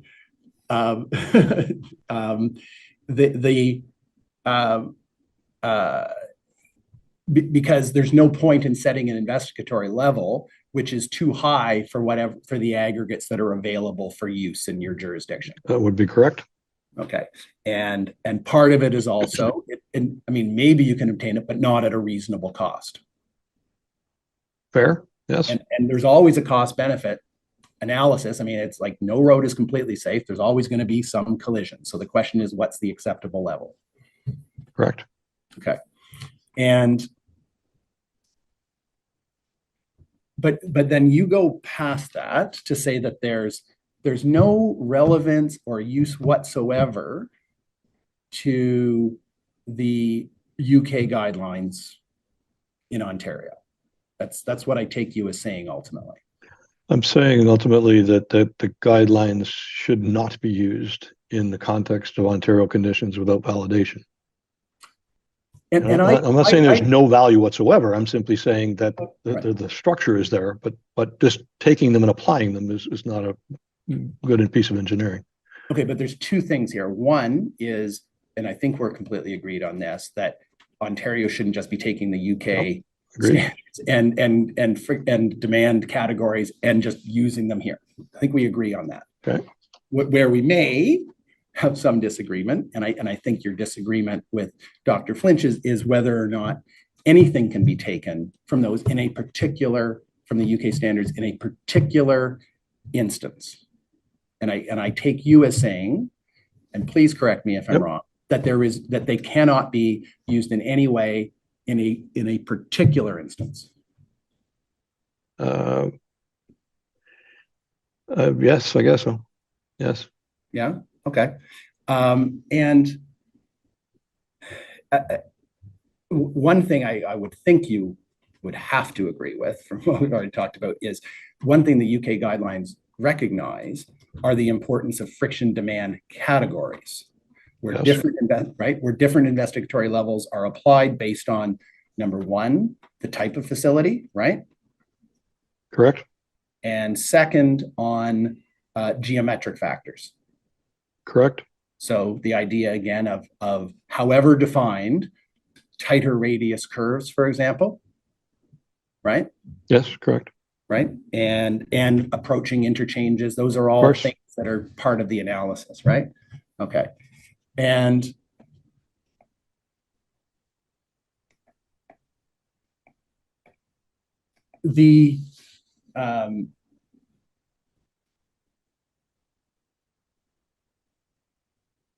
and then the next part of your issue with the grip tester results by Tradewind is the correlation that you discussed earlier, and what you said this morning was that the Tradewind data is of some value. I think you said you might take this data that you got at the time and go into the field and see if there might be a reason for the numbers getting higher and lower. And at first you were talking about the higher numbers that were in the 50s on the link, right? Correct. Versus there's an obvious difference, so we'll go find out why. Right. Why is that? Okay. And so so you then come to the conclusion that, okay, that's the link, it's a different pavement. Okay. But then you also referred to a couple of spots in their 20s. And that you can't tell if that's concerning without going into the field to see if there's an anomaly with testing or different texture surface pavement and so forth. But you're talking about an investigation or part of one, right? Of course. Right. Yes.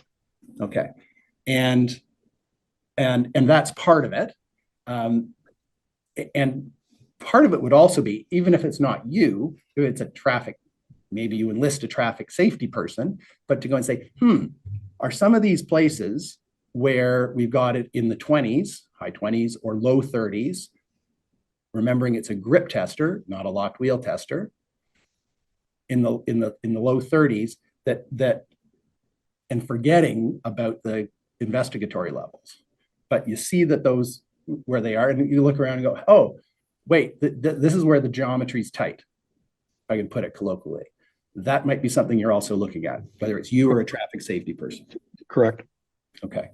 And the reason I just flagged the grip tester being different than the locked wheel tester is directionally, that a grip number obtained from a grip tester is directionally going to be higher than a locked wheel tester results. Correct. Okay. So, when you're looking at the Tradewind report, if you go back in time to then, that those numbers in the 20s or low 30s aren't the same as what they're likely. Those are a locked wheel tester is going to return a lower number directionally. Don't Possibly. know it for sure, but No, right? don't know for sure, but possibly. Okay.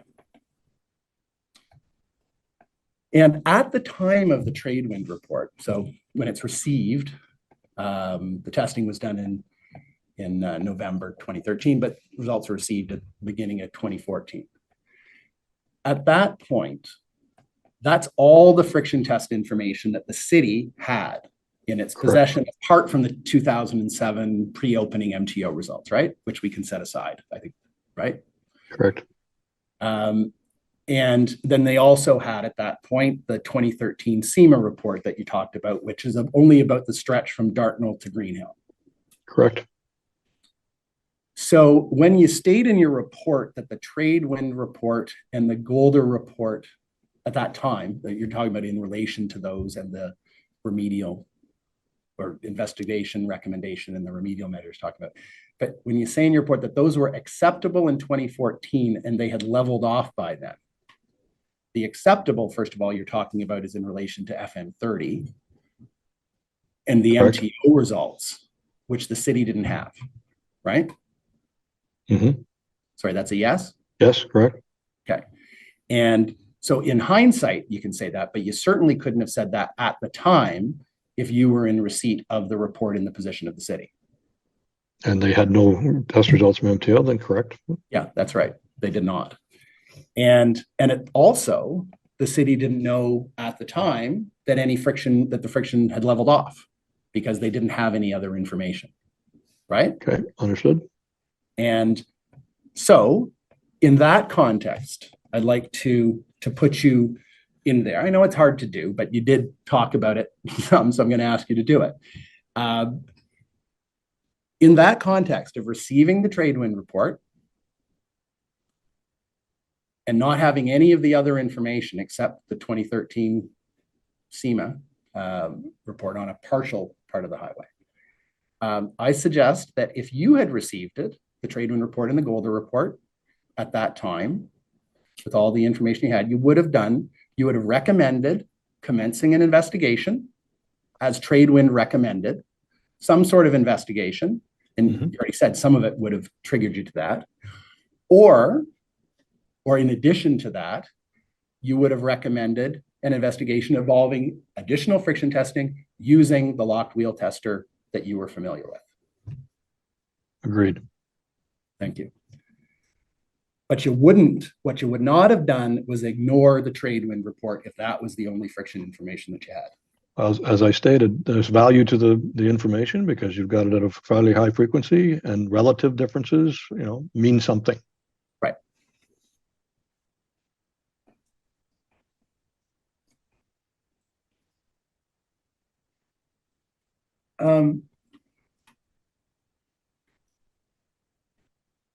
And then, moving back now to you and Dr. Flinch to present day, you discussed about your issues with the conversion, and I get that, and I don't get the math. So, but I'm an English major. I don't get the math. But you were discussing about the issue about it being simple, his approach, or simplistic, and so forth. I'm actually not getting into whether it's critical or not, but we're talking about him basing the reliability of his conversions from grip number to FN90, him confirming the results of that as being generally in line with one another. And that's what you were taking issue with when you referred to it as simplistic, that it's the confirmatory nature of it, right? And you were saying maybe it's just luck. That's exactly correct. Okay. And you said that the conversion itself was, and this is where it's beyond me, but mathematically valid. Correct. But dangerous to assume that it would be correct in all situations. That's correct. Right.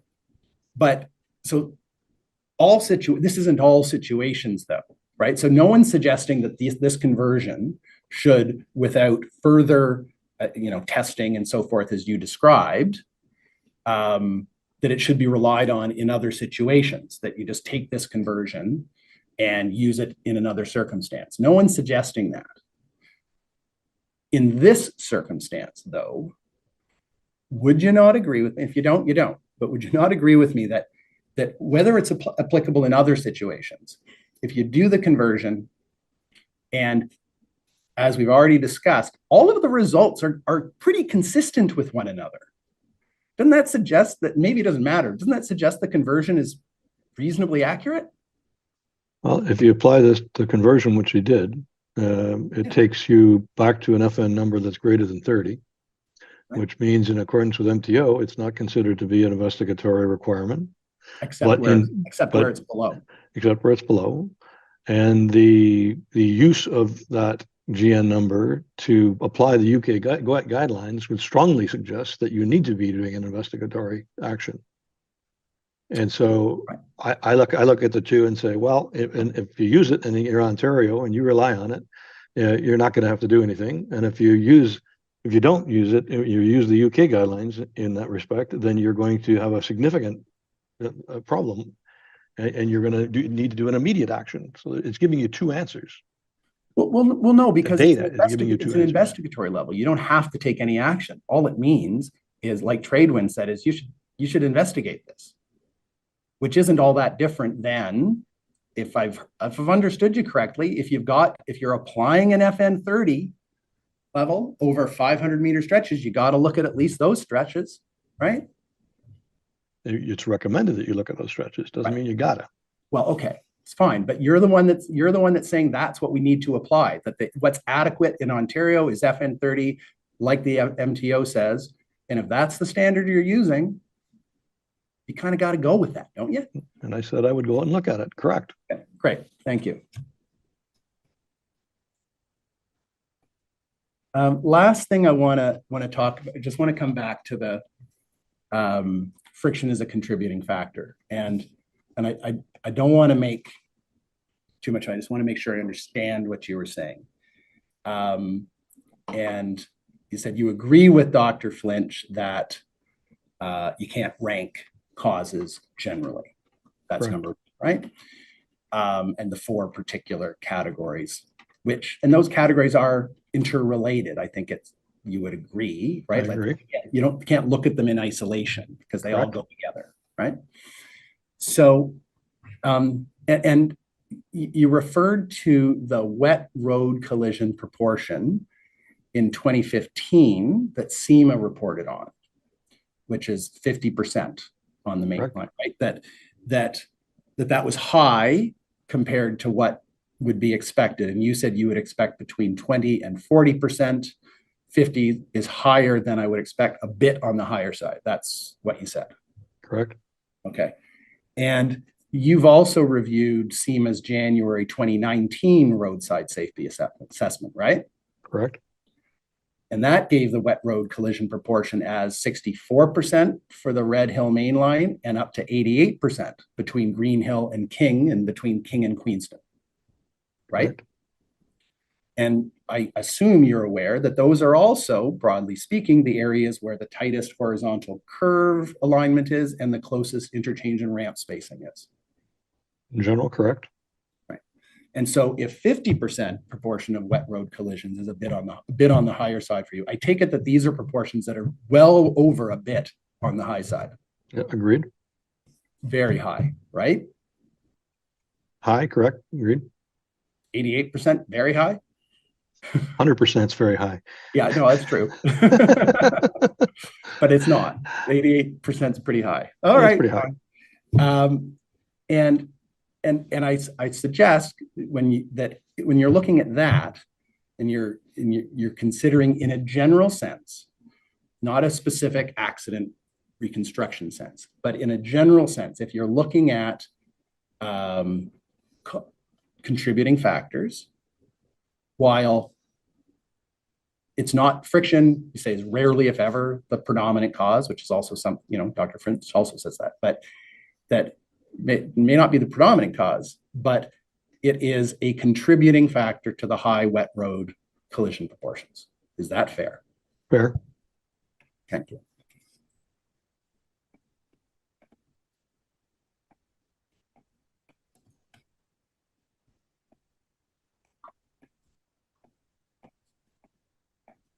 Just one moment.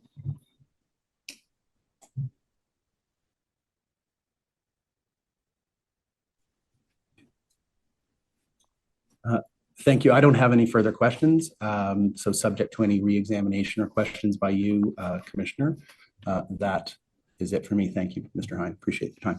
Appreciate it. Mr. Commissioner, can we get 10, 15 minutes just to reassess? We need to ask any questions. You may be on. Yeah, you're on mute, Commissioner. Yeah.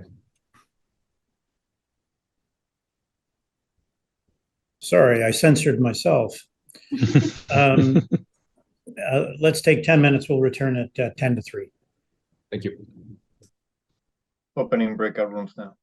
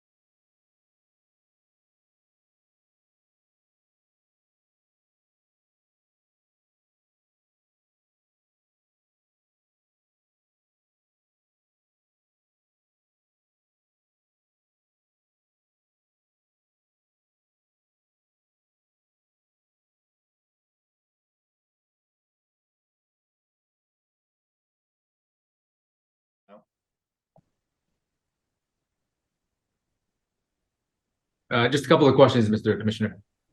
Go ahead. Mr. Hine, just to start, Mr. Lewis had asked you about an email where you wrote to Dr.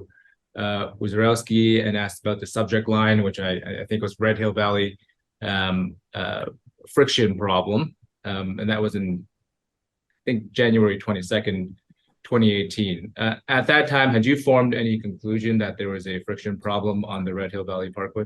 No, I did not. Okay, and your evidence today was that the friction values on the Red Hill did not cause you any concern? That is correct. Jumping around a little bit, Ms. Roberts had asked you questions about the use of the skidabrator and your experience with airports. You recall that discussion? Yes. Yes. And you were asked about whether skidabrating was used on a yearly basis, and I believe you said it was, in your experience, it had not been used on a regular basis and not probably yearly. Do you recall that? Yes, I do. So we've heard about your actual experience with skidabrators on roadways. Do you recall how long that lasted, the treatment? The treatment, what I was referring to on Guelph Line, was months. And you talked about using the skidabrator at the airport to remove rubber. What's the typical use of the skidabrator? Airports or roadways? What is it? Has been at the time. It was used mostly in airports because it was effective at removing the rubber. But it started to be used by other agencies for road, typically interstate highway types of roadways. Okay, so is the skidabrator commonly used for roadways in Ontario? No, it hasn't been used. Ontario 407, we did some concrete work with it. The stuff I mentioned at Guelph Line, and I don't recall it being used on any other roadways in Ontario. All right.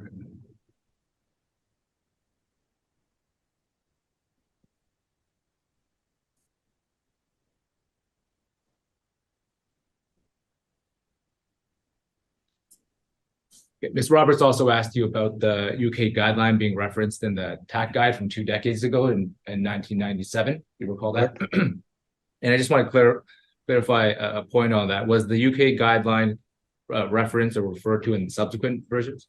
No, it did not appear in the subsequent versions. Okay. We can, Mr. Registrar, pull up Mr. Hines' expert report, HAM 64775, image 4.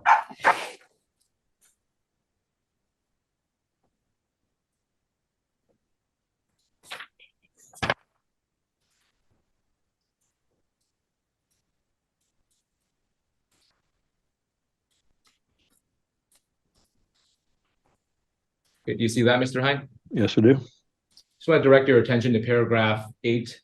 You had a discussion with Mr. Lewis about the investigatory level, and he had asked you about FN30 and whether remedial action may be necessary. And I don't think he took you to your report, but he was referring to that first sentence there in paragraph 8,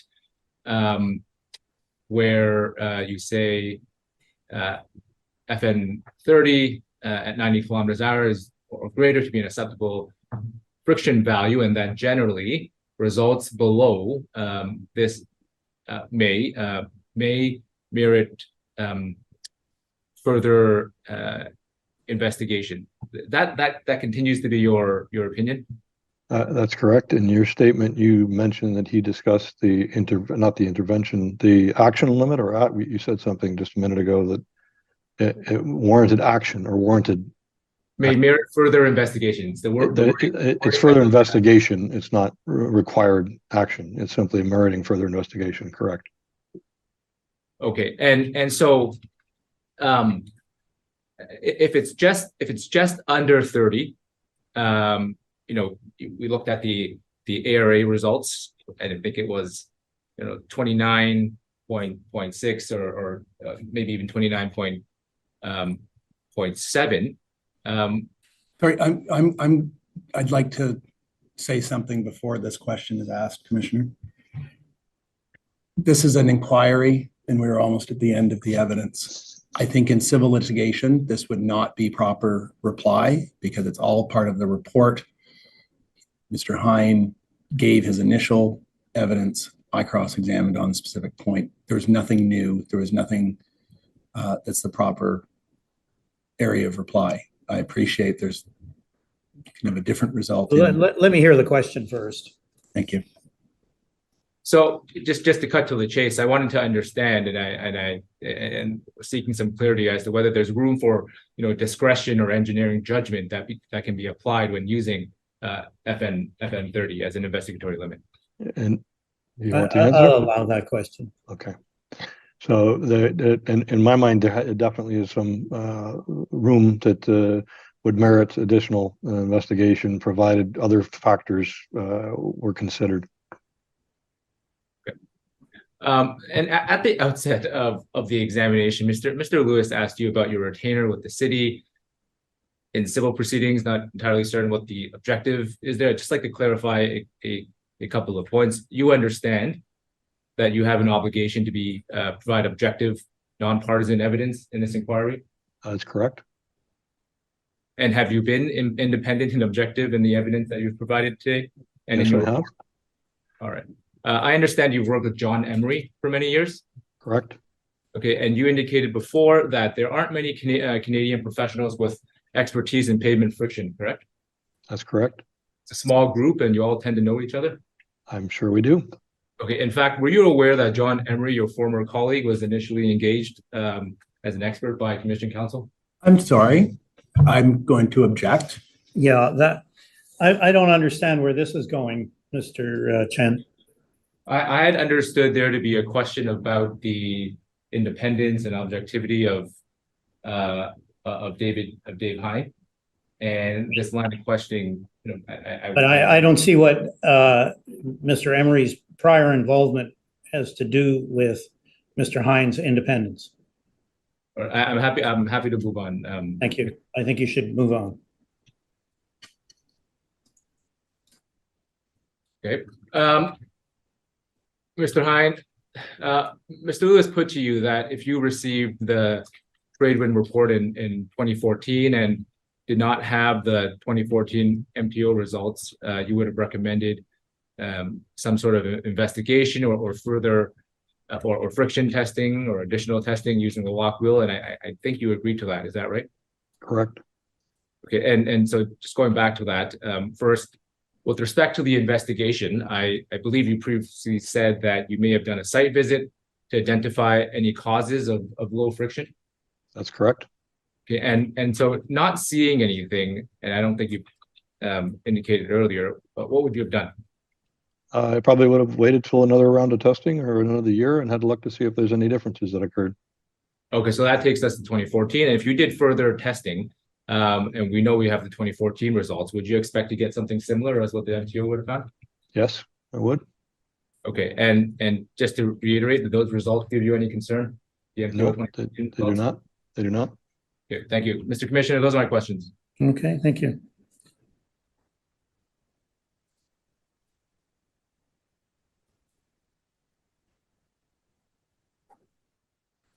Okay, well, first of all, Mr. Hine, thank you very much. You're excused before you go, though I want to thank you for your report, for the time you put in it, and the time you spent today in giving your testimony. Much appreciated and very helpful to the inquiry. Pleasure to be of assistance. Thank you. Secondly, let me then just recap for everyone's benefit where we are, as I understand it. We've now concluded the evidence in phase 2 of the public hearings. And I guess I should say I want to publicly thank again the participants and the experts for their evidence in this stage. My understanding is the Commission Counsel will determine if there's any further oral or affidavit evidence to be received in public hearings as a result of documents that the inquiry has received since the conclusion of phase 1, but I don't think it is anticipated by anyone that there would be further oral testimony at this time. The next stage then will be 3 days of oral submissions that are scheduled for March 22 to March 24. These will be live streamed, as have the public hearings to date. In advance of these oral submissions, the inquiry is to receive written closing submissions from the participants by March 10. We regard that as a hard date, which will be, and those submissions will be posted on the inquiry's website. I want to invite, and I should stress, that any other member of the public who wishes to file a submission may do so, provided they respect the March 10th date as well. So with that, I thank the participants and the Commission Council for their work in phase 2. And we will stand adjourned now until 9:30 on March 22nd. Thank you. Yep.